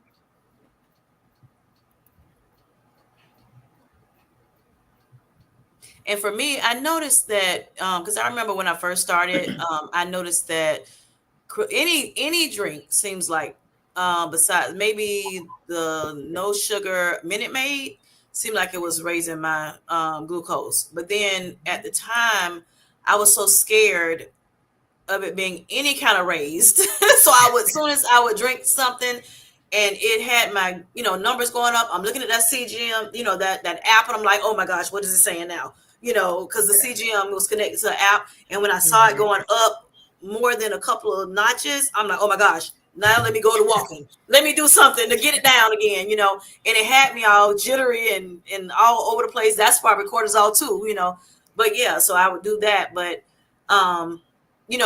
at some point I had to realize it's supposed to go up a little bit. Everybody's numbers go up some, whether you're diabetic or not. So calm down. It's okay. It didn't go up 50 points up, but it's balancing out your meals.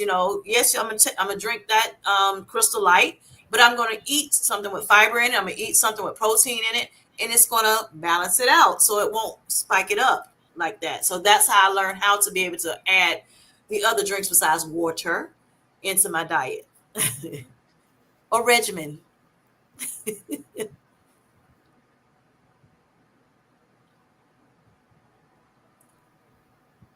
I can't hear you. Oh Lord, what happened? My mic was muted. Nothing Oh, happened. I'm like, I thought it was me again. I'm like, oh my gosh, what did I do now? Flashback. Right. Did everybody jump in? I know I logged off. I got kicked off for a little bit. Okay. How do you personally define success when it comes to managing your A1C or daily glucose levels? Is it just numbers or something new? Something more? What is it? How do you really do the math on birthdays? I got through my 46th rotation on the planet. I mean, that's ultimately it. I mean, type. Yep. Who all remembers Still Magnolias from the 80s? I mean, remember. that's quite literally my understanding of type 1 diabetes. Now, she was a brittle, which is a whole nother category of diabetics. That character in that movie was called a brittle diabetic. They're always hitting lows. They, that was my understanding of what a type 1 diabetic was. And so I like getting older because it means I've managed this. And trust me, it's where I'm at today has not been that's been 1 year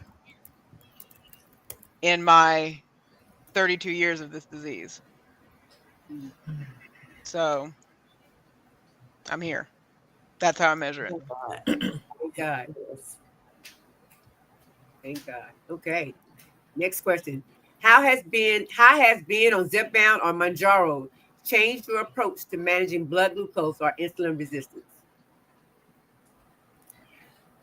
I think it's improved my insulin sensitivity and just made it easier to not have to think about it quite as much. I still try to manage a lot of it with my diet because I was a part of a program called Verta Health.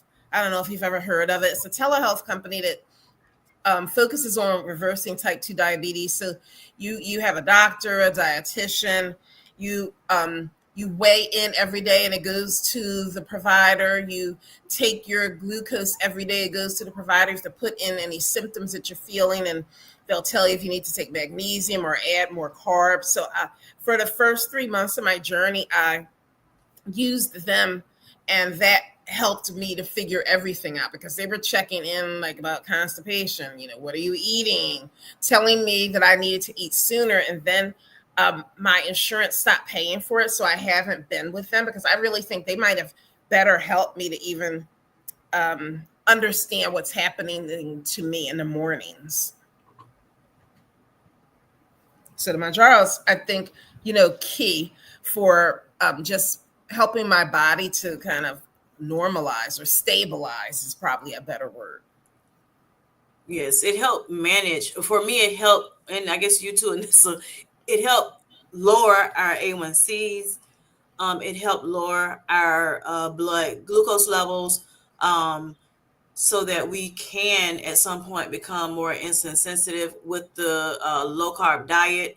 That tremendously helps. So again, just being able to, do all the natural things that, we were able to put into place things that we already knew about, since we were coming up, of course, but we were finally able to put it into place and keep it there because of this medicine that we're on. It definitely is a tool that helped us be able to, do the things that we needed to do naturally. Because before, like I said, I just found out last year that I was diabetic. So, but within this time period, I did learn that, everything that I tried to do before, it never stuck. And with the Manjaro, it's helping me stick to what I decided to do, and help me, keep control over what I'm doing. I don't look back and say, oh, I miss all these carbs, but I also learned that I could now put some things back into my life. Like I may get a Coke now. I may like do half Coke, half zero Coke, or a half Diet Coke. And that's every now and again. I don't want it like I used to want it. So, it definitely controls, my appetite a little bit more. Like I said, I never had a real big appetite. It's more so the foods that I ate that I chose to eat, and I wasn't exercising like I was supposed to, and things of that nature.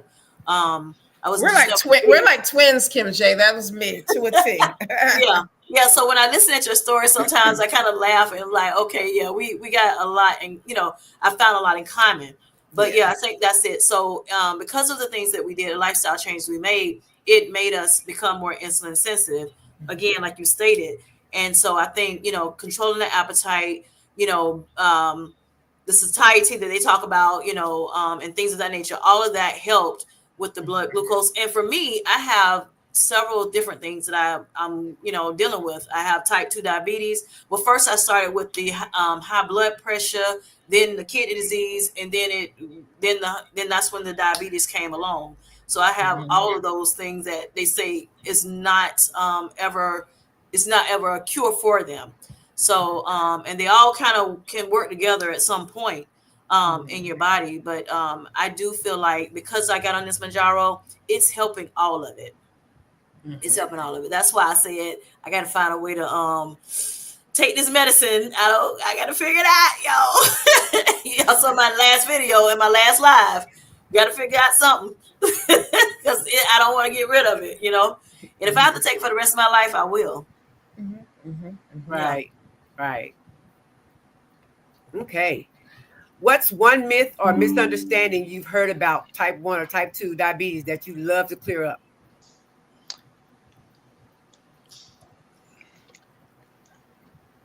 I guess there's the people will say if you eat sweets, you'll become a diabetic. Like you have a cake, you become a diabetic. Now, it just so happened I did become one, but if I had just had one piece of cake, maybe not. I think it was all of that put together, and you do have to look at habits. But that was a myth that I heard a lot. Okay, having to stop eating fruit. That's a good one. Some people feel like you shouldn't eat fruit, or you can't eat any, white rice or white bread or white, flour and things of that nature. I think it's more so what you're pairing it with. Also how often you're eating it. You have to just learn to, just even the same thing with, obesity. It's not that you have to just take everything out of your life. You can eat these things. You can eat a piece of cake if you decide to. Just how are you eating this cake? Are you going to eat, your fruits your veggies, your protein, and then eat a little piece of cake? Maybe skip the rice. You can do that.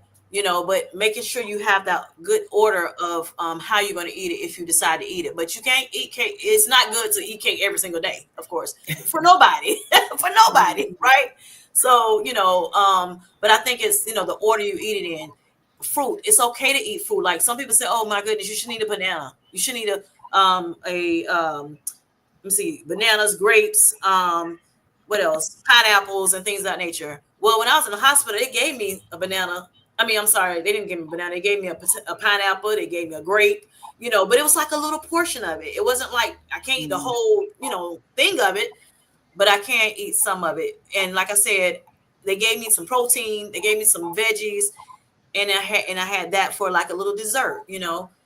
So it's a portion control as well as making sure you're pairing it with the right things and the order that you eat it in when it's time to eat it. But you can have a little bit, you can have a little fun. It's okay with that. You know, it's okay. Especially with us being on these GLP-1s, it's going to cut some of that, you know, craving for all of it, a lot of it, you know, or whatever. So I had to learn that myself. You know, after a while, I'm like, okay, Kim, you can give yourself something, you know, give you a little bit, you know, more of these things that I like when I'm going to different, you know, like events and things of that nature. I think for me, it's not a death sentence. It's not. Right. It's Right. it's a management thing. But Mhm. the issue with, so depending on when you first get diagnosed, it can be very difficult. So if you're Right. 5 years old and you get diagnosed with type 1, management is not really in your control, Mhm. right? And you've got to, do you have parents that are going to take the time to learn what they need to learn, to do what they need to do? Do they have access to it? Because I finally got my insulin pumps have been around for forever. I could have gotten it in, 1998 when I was in college, but I was a college student, not on, well, I had scholarships and grants and stuff like that. I was figuring out how college got paid for. So getting something like because it wasn't fully FDA approved, where insurance companies were paying for it. So access to things is to manage this disease. You have to have. This isn't a willpower thing, and it's not a discipline thing. It's a care team. It's a responsible care team.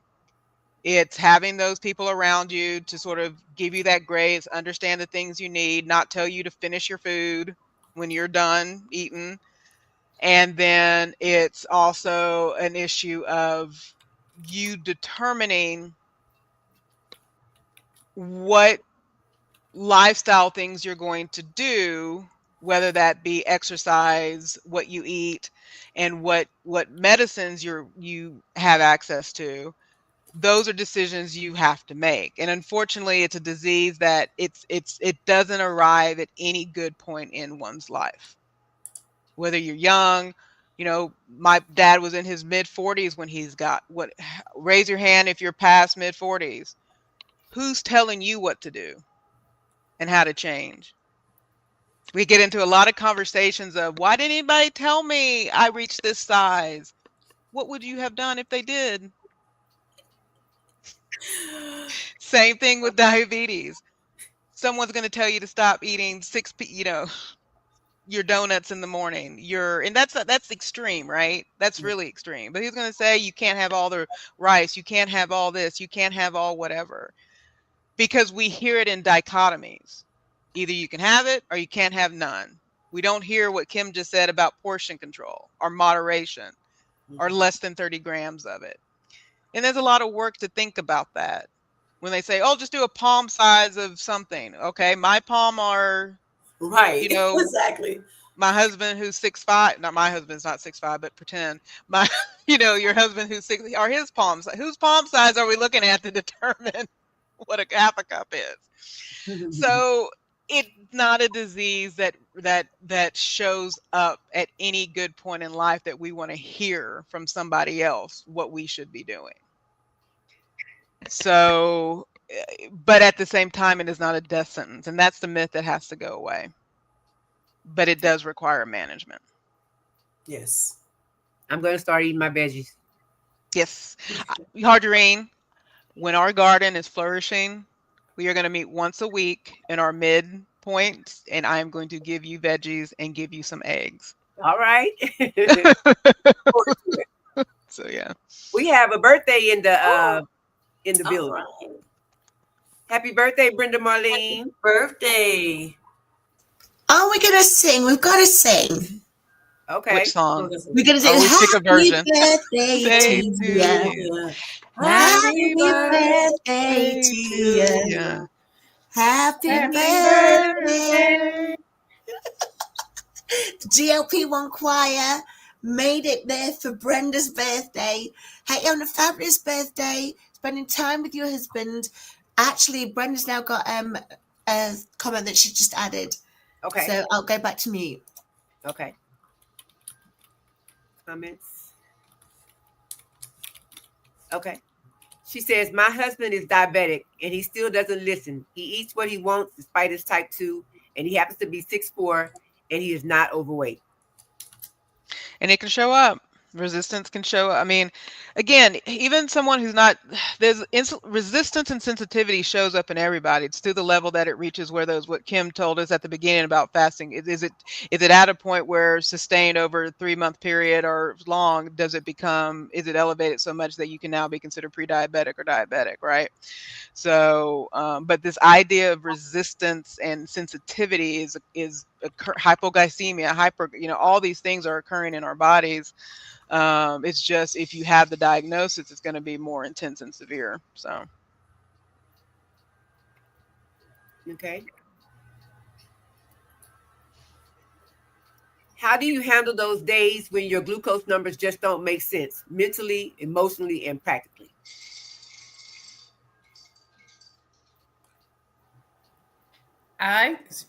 Well, for the most part, mine kind of made sense. I could kind of figure out, like, if it was running high.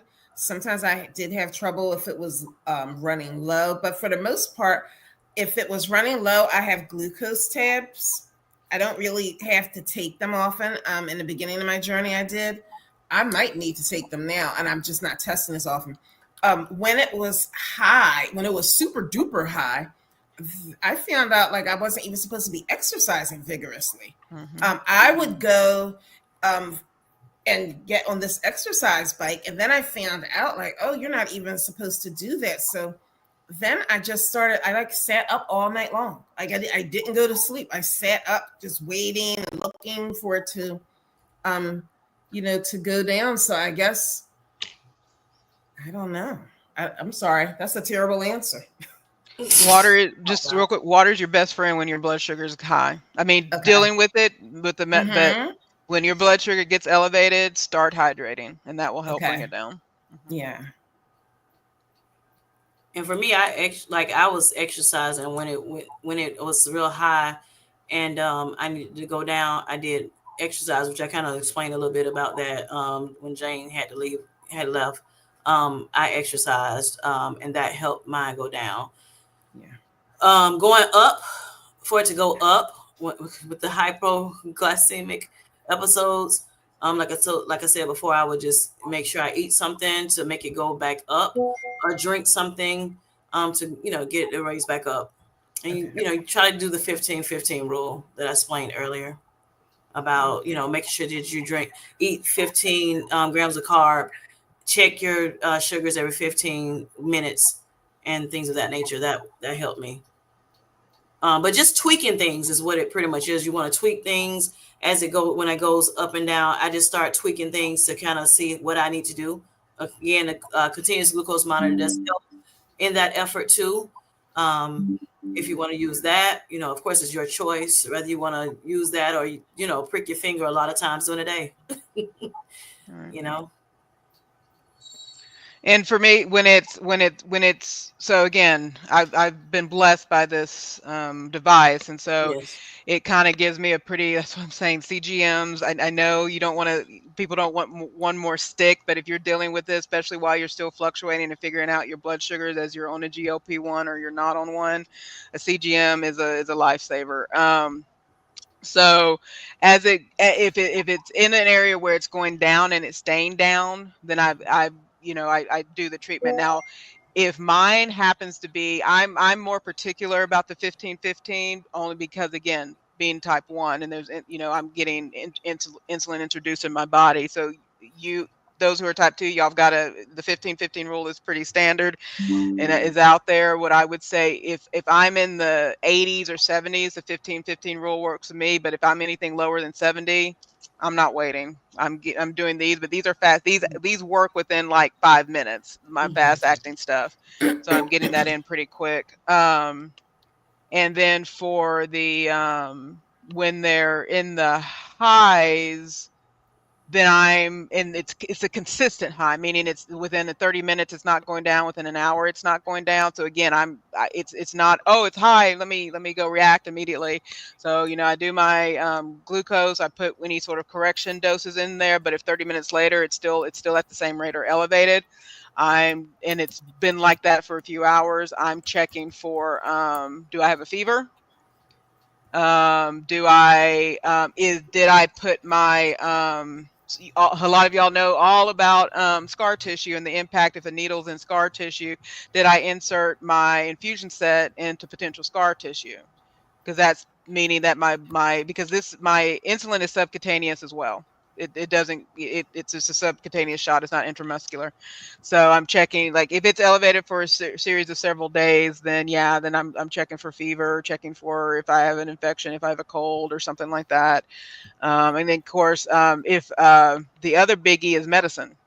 Has new medicine? Have you introduced a different type of medicine into your body that's potentially causing it to be elevated? Because there's a lot of medicines out there that elevate blood sugar.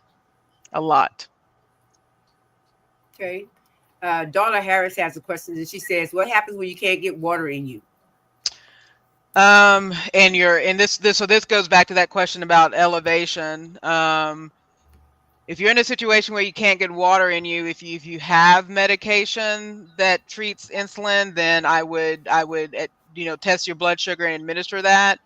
If you're heading into if you're in a situation where your blood sugar is going elevated and you don't have the tools around you to decrease that, and you're getting into the 300s and above and things like that, you probably need to go to you're going to need to see an emergent care or emergency in that situation. If that's the level of not being able to get water because you don't have access, if it's that you're not able to drink it, then whichever way you're getting liquids is what I would say is introduce, you've got to figure out a way to get liquid into your body. And like I said, if you're talking about you're high and you're trying to go down, then you can exercise. It's often said that if you exercise like 10 minutes after you eat, and I say, like, for meals, like 20 minutes after, I give myself 20 minutes after I ate, then that helped me make my glucose levels go down instead of it raising so high. And that's if you're, and let me add to that, that's if you're in the like 150s and below, but if you're above 180, you don't want to introduce cardio. So that I would put that disclaimer on that. Mm-hmm. Can I just ask a question on this one? For many of us that are in the chat right now who are on a GLP-1, is this why it's so significant that we don't titrate up to the point that we're unable to handle taking food in or water, especially if we are pre-diabetic or diabetic? Because the idea that you can't bring your glucose levels down because you can't physically drink water, because you can't bear the thought of putting something in your mouth, is that why a lot of the physicians say we're not titrating you up just yet, for example? I wouldn't say diabetes is the only reason for that. Right. That's just being able to eat and drink in general. Yes. But that, yeah. But certainly, we don't want people getting to the point that they're taking a GLP-1 so that they can't eat. That's not the point. Right. For me, yes, I say that. I think that you should try to make sure that you're doing all the natural things that you can do, because again, this is a tool to help us, control appetite and satiety and all that stuff. But it's not something that we need to just only depend on. Let the medicine do the work. Yes, we want to let the medicine do the work, but we also want to make sure that we're doing everything that we can do. So before I titrate up, I'm going to make sure that I'm checking myself first, and then making sure that I'm doing the things that I need to do. So if you're type 2 diabetic, and like I said, that's what I know, because I never lived type 1, so, or 3, or any of those others. But for me, I'm like, low carb is the key for me. So that's what I do. I'm not going to try to, if there are times that I'm going to eat and it's going to, my sugars are going to raise, but I do, what I do, like I said, I start walking, and that's what helps me. But when it comes, and I'm not saying you shouldn't do the water. I'm with you on that too, because water, and like I said, hydration is very, very important for us to have. But I know sometimes, even for me, like like right now, and as it's getting to the cooler weathers, sometimes I do have a little bit issue drinking as much as I would if it was hot outside, and I'm able to exercise out in the heat. So therefore, I'm noticing, okay, I noticed it last year, but this year I need to be a little bit more proactive. So again, like Jane said, find something that you can put in your waters. So, like the Crystal Lights, I like Sunkist. So, mix ins or whatever, I'll do that. You can do the protein, like the clear protein, because it's not just water, that keeps you hydrated. It's other things that can keep you hydrated too. Kind of sort of anything that you're drinking is going to help you hydrate. Even with your fruits, it's going to help with some hydration that you're eating. So, do your research also, y'all. Don't be scared to look at your, also look at reputable sources on the internet, but it's still good. And like I said, a lot of people are into this Chat GPT thing and some of the other AI, things now. Use those things. They are so friendly, user friendly to help you, on your journey. Don't be scared to do that. And also always talk to your dietitian if you are a nutritionist, if you can afford to do that, or your or your doctor, and let them know what you're facing, so that they can, kind of give you, and make them give you some, advocate for yourself, make them give you, what you need, so that you can keep going. Let them know that, you're serious about this and you're trying to do whatever you can to have a greater health span as well as a lifespan. I want both of them, y'all. So therefore, I'm going to do, like I said, what I can do. Sometimes, yes, do I fall off the wagon? Yes, but the me, for me, it's like, like I said, we're on a journey, so we do what we have to do. So right now, I'm like, okay, Kim J, you're think about what you're doing. You're getting into some winter months. So what are you going to do this year to make sure that you don't get dehydrated? Because dehydration hurts your kidneys. It hurts some of everything, all your organs in your body. So you want to make sure you're staying hydrated.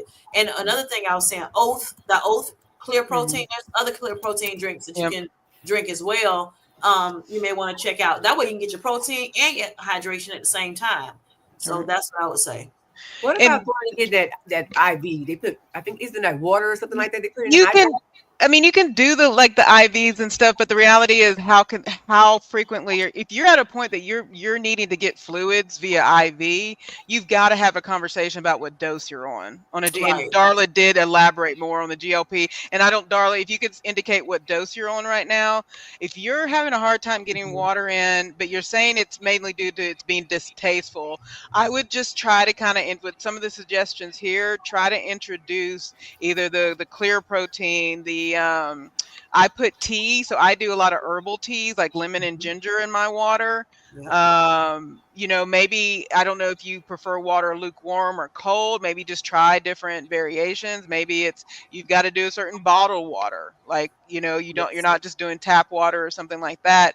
But first of all, I'm not opposed to infusions and all those things, but to stay hydrated, that getting an IV outside of having some sort of other comorbidity that requires that type of infusion, then we've got to kind of look at what's causing. I'm never going to say get off the GLP-1, but we may have to look at the dosage or just look at different ways to make the water, because I have heard from others that their taste buds have changed as it relates to GLP-1. Right. So it may just introducing different ways to get water in. And you know what? I misunderstood. I thought you meant the liquid IV packets you put in water. No. I'm talking about they have the IVs where they. Yeah. I used to have to get that after chemotherapy. So yeah. Right. Yeah. If you're at that level, be careful. Yeah. And it's an option, but I mean, and some people do go to the the different IV places or whatever, and they, you can talk to them as well. I'm sure they got somebody that actually knows a little bit, and more educated about those things that can help. But you always we always going to refer you back to that doctor. You gotta talk with your doctor, Your right? healthcare team. Your healthcare team in its totality. Yeah. Yeah, and Harjarine, before you go, I want to, because unfortunately, because we split our channels, we're typing responses and definitions, and it's not getting to all groups. But I want to highlight 2 books. So if you can go to the if you can go to 609 and highlight this. This is a pretty amazing book in 609 Central Time. Okay, hold on. Uh-huh. I got glasses on, but I can't see that good. Oh, trust me. I wish maybe hopefully if there's ever a capability, I don't know if there's a co-host capability on this. So that's one. Do the one above it first. So Okay. 6. Yeah, it's maybe 2 or 3 above that one. It's called Think Like a Pancreas. I highly recommend. There's a book out there called, and we'll get to the bright spot one, Think Like a Pancreas by Gary Scheiner. So he's a type 1 diabetic himself. He treats, he knows diabetes. Let's just say that. He's been on a GLP-1 since 2005, treating his condition. So that can tell you sort of he knows the world. But in his book, he talks about the nuance of the do's and don'ts around eating, exercise, GLP-1s, all the things. And so getting down to that nuance when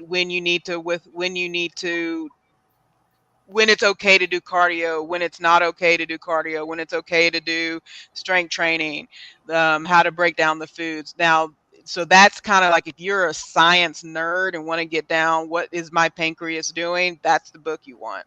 Now, if you come down to that, the next one, Bright Spots and Landmines, and the full title of this one is Bright Spots and Landmines.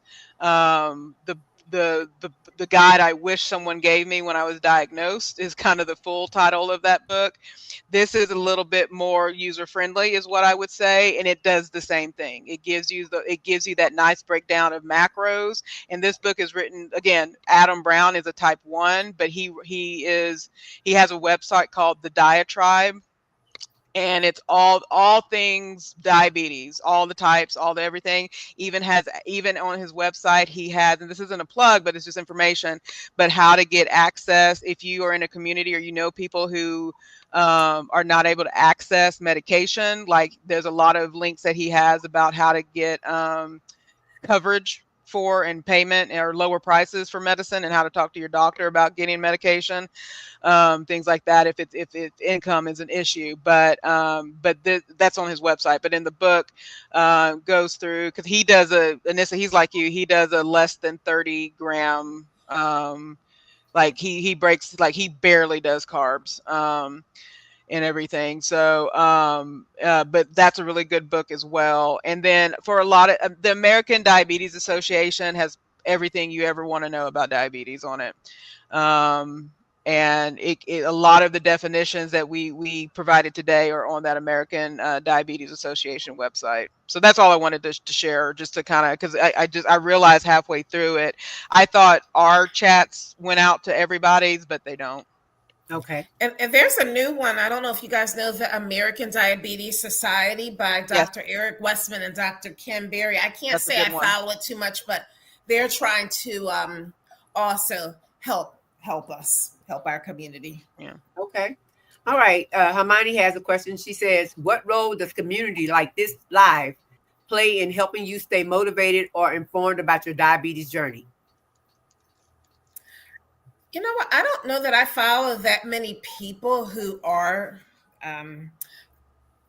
diabetics online. I probably should. I've been following more people who are GLP-1, and I noticed that they're like, most of the people are on Zepbound, like how I take Manjaro.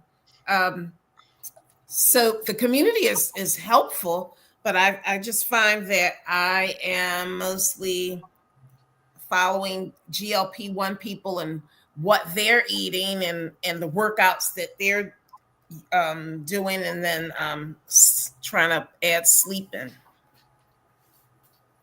Okay. Kim J? I don't I do follow some people that are strictly, just giving diabetic information out here on YouTube. But for as community is concerned, GLP-1, I haven't found a whole lot of people that are on Manjaro yet, that's sharing their stories, that are diabetic.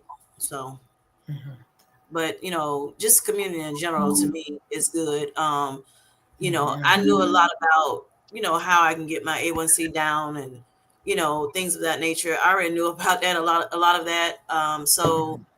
But I'm about the support of, and then I know some little things I may be able to find out, from the community.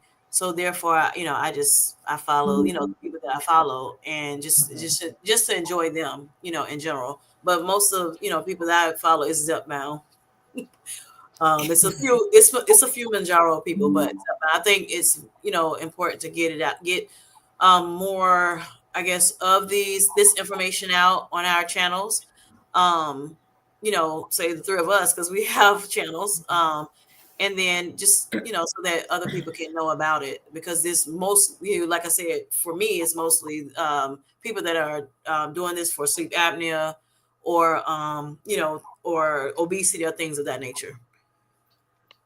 Okay. And so I as far as the community, so I don't separate Zepbound and Manjaro because it's the same drug. It's the same tirzepatide, so I don't separate. So I follow GLP-1ers for the kind of the awareness for the community, for this relationship. I mean, weight loss, the journey of weight loss, while I know Joe has the stats for the UK, God knows what the stats for the US are. Weight loss, however it is being done, weight loss, weight maintenance, however it is being done, while it is a billion-dollar industry, if not trillion, and while it has millions upon millions of, maybe even billions of people that are on the journey, it can be very lonely. Being a type 1 diabetic, being a type 2 diabetic, it can be a very lonely, insulin messes with the cognitive ability, and so it can have a lot of impact to our mental, emotional, spiritual self. So community is one of those things, because it reminds you of why you are doing it. It reminds you of the life. I can watch you, Harderine, and see this full life you're living. I can see what Joe did today, going out and walking. It's like, that's why I'm doing it. I can see Anissa and Kim's story about being at a 15 A1C and where they're at today. And there is hope. I think someone said it in our last live, or what's the famous quote? Keep hope alive.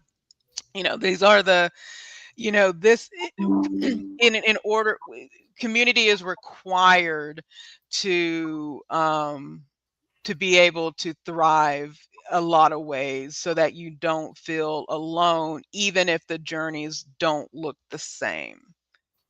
And I think that's sort of why what community means to me, regardless of what community they're in. And if you haven't done and Joe, correct me if you haven't done and if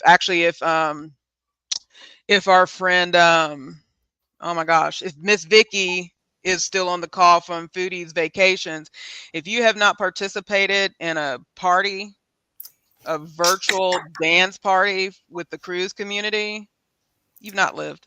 You've not lived. I'm saying it. So that's why community is important. There's the replay available on Foodies Vacation.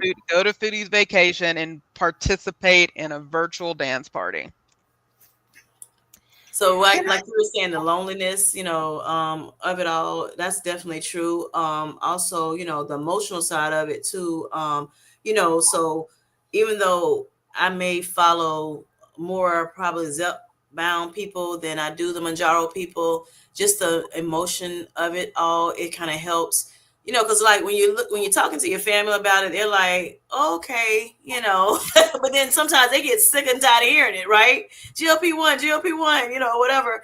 And they, especially if they're not on it, but just to be able to talk to somebody else that kind of knows, what you're going through, even if it's not, because like for me, I'm on not only, to reclaim my health in general. So type 2 diabetes, CKD, obesity, a little bit of sleep apnea, never been diagnosed, but was told that I have it. Never been like actually physically diagnosed, but officially diagnosed. But just hearing all of the stories, like you said, weight loss is big. So Zepbounders, they're trying to do weight loss, and that might be the only morbidity they have.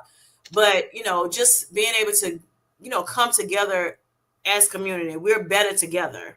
So and just to be able to cheer each other on and kind of just talk to each other about it.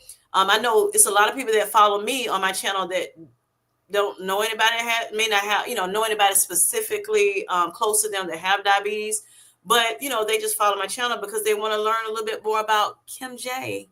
So with that being said, it's the same thing for me with them. I just love people, and being able to connect, so that we, like I said, we're just better together. No man is an island. So we will do this thing better together. We can get, we can cheer each other on. We can, enjoy each other's journey. Because the time, like she said, sometimes it is really, really lonely out there. Some people don't have this at all in their families. They may be estranged from their families. It's just them. So I think it's very important for us to be, to have found this community, to love on one another and, and just help encourage and cheer each other on. Can I just add a point on that one? Not a point, a question. Question for everyone in the chat. Who in the chat has either pre-diabetes, has diabetes, or has family members who have that? Just wanted to know, just in the chat, just for information's sake. So if you don't mind asking, if you don't mind answering, would you just let us know? Because I think that was a really good point that all three have said, that Reset with Anissa, Kim J from Kim J Healthy Sweet Life, and our good Calamity Jane from JC Calamity Jane, they're part of this community as well, and maybe they're going to speak a bit more about it. So make sure you're following them. Make sure you're following, what was her name again? Was it Patrice? What was her channel name? Patrice. Denise. Right. Brilliant. So that Patrice Denise, all with dots between. Just to make sure that, as you say, we're all a great community. And if you guys are going to speak more about it, knowing that there's an audience for it, then here's your audience right here. Right. And I can understand because I said it on my video this week. I hesitate to talk about type 1 because, well, type 1 diabetes in general. Even if I talk about type 2, because like I said, I have seen the impact of type 2. And lived with it and had to, I was my father's caretaker. So there can be even having this today, there can be a concern, and as Darium stated, anything we say, you've got to take to your doctor, and you've got to understand how your body works. What I will say about being at what while there are days I have my own moments of anger, depression, etc. when it comes to having diabetic. There are most of my 365 days on the planet are filled with this disease has blessed me because I know my body. And because, again, I get blood work done very frequently, and most people do not, and then they get surprised when they have a condition because they're not getting checked. You have people who don't get checked once a year, 5 years, 10 years, and then get surprised when all of a sudden there's this diagnosis upon them. So I appreciate what diabetes sort of creates, but it also understanding your body in such a way that you know what works and what doesn't work for you. So you can clear out what is the chaff from the wheat? Is that the biblical saying? I can clear out what's good for me, what's useful for me, and what's not. Right. And I think if people begin to look at their diabetes in such a way that there's more to inform you of yourself, I think you can approach the condition in a completely different way. There's a difference between saying, and I know how you asked the question, people are saying it this way. There's a difference between saying I have diabetes, but instead say I am managing. I am someone who is managing and living with diabetes, type 1 or type 2 or 3C, 1.5, whatever. Because living with and managing it, it's a different type of language and being. So thank you, Darian, for the correction there.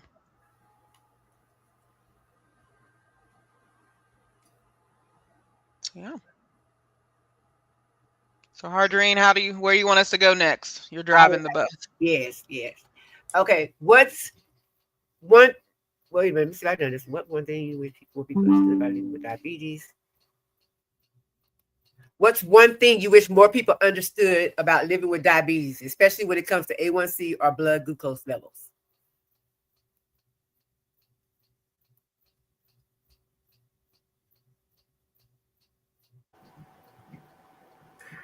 Like Jane said earlier, it's not a death sentence. Okay. Mm-hmm.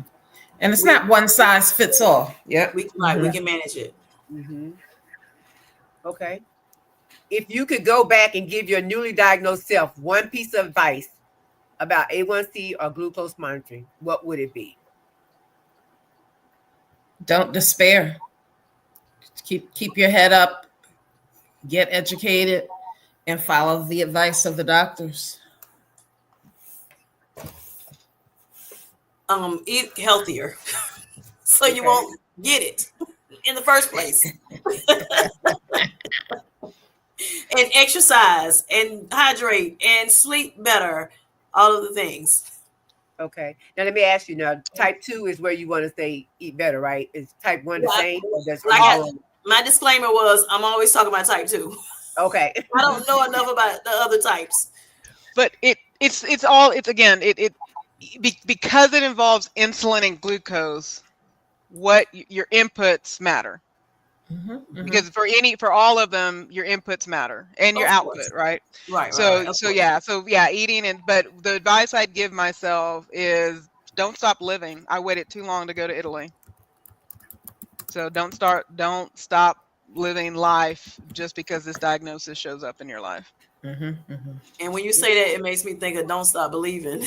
Don't stop believing. That's it. Don't. Oh, please sing. Now you gotta sing it, Kim J. No. You're gonna throw out that song. I need the words.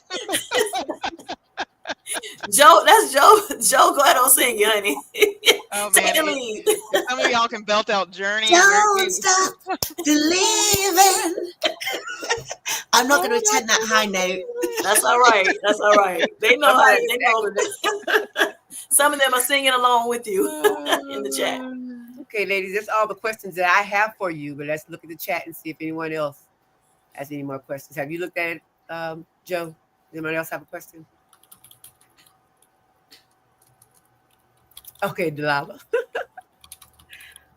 Delilah says she don't care what anyone calls me as long as my insurance covers my homie. They can call me anytime. Yes, Delilah, and that's why I'm saying if you got a diagnosis, you run out the door and get your Monjaro while it is covered. Absolutely. Celebrate. I didn't see any more questions, but it was really insightful to see just how many people are either living with pre or diabetes or have family members who are living with it. Mm-hmm. So I hope everyone found this live really informative. Darla says she's really glad that she came across this live. So and I'm glad we discussed it. Yeah.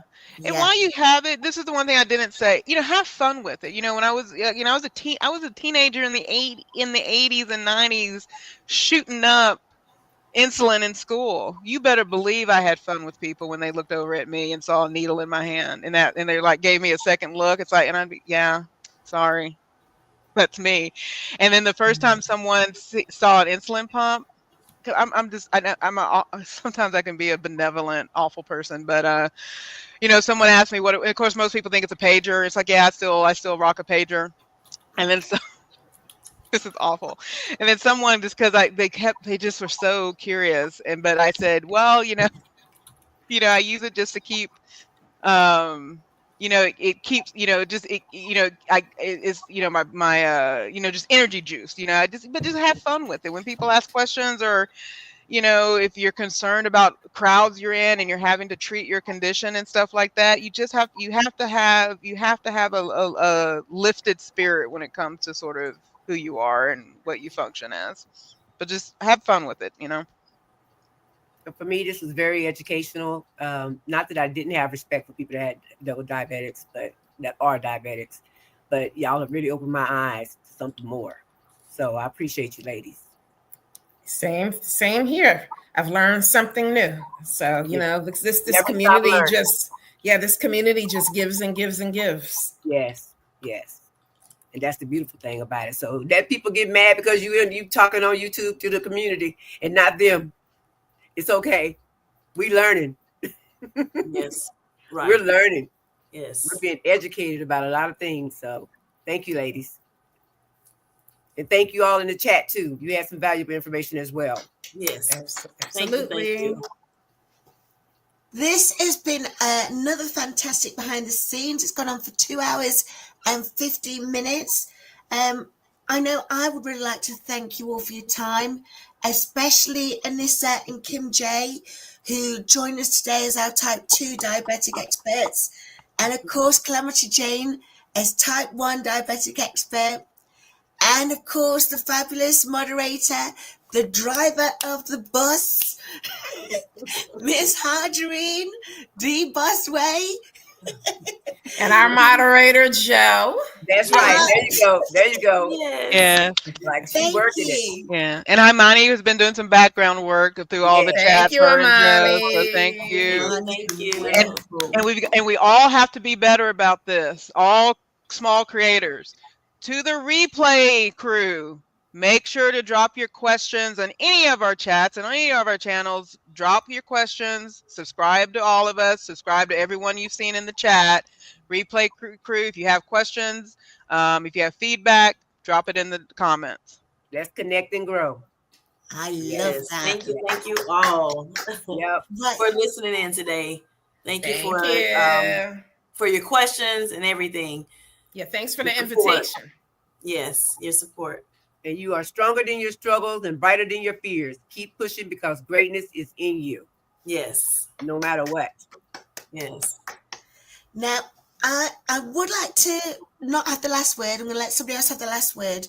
But I'm just wanting to let you all know that 8 o'clock Eastern, Anchor Moments are having a panel live, and our gorgeous friend Mayor Mindy, she's one of the panel members, together with our new friend Grant Campbell. He's also going to be on the panel as well. So if you are free, if you've got nothing else to do today, 8 o'clock Eastern, that's 7 o'clock Central Time. I don't know what other time it is. I don't know what time it is in the UK now. It's late. But if you're available, let's go and watch them and support them as well. Where is it at again? I missed it. Anchor Moments. Anchor Moments. Okay. Moments. Yes. Gina. Okay. Yeah. So I don't know who wants the last word. Harderine, over to you. I don't want the last word. I just want us all to be fantastic. And that's good enough for me. Yes. Awesome. I think we're going to end with that. One of Joe numbers. That Great was stuff. wonderful. Yes. Yes, So, Miss yeah. Coco. She asked a question. No, she said, remember, there is Good no reminder. comparison. Everyone's journey is different. Yeah, that's what I was trying to get to. Oh, okay. Yeah, I put it up there. Okay. Yep. Okay. Okay. Well, thank you all, and we will see you next Monday. All right. Have a good. Oh, I'm sorry. One more thing. Low Carb Queen. She also has a channel, and she's type 2 too. Yes. Yes, she is. So check her out as well, She's y'all. always cooking something up good. And Delilah Rodriguez. Low carb. Let's sing our song. Get low. Get low. High low. Get low. Get I low. know, I I'll like get the next section. I didn't learn it, but I like it. It's Yes, I catchy. love it. It's brilliant. Yeah. Okay. Well, we will see y'all on the other side. All right. Have a good one. Thank you all for having us. Thank Peace. you. Bye-bye. Bye-bye.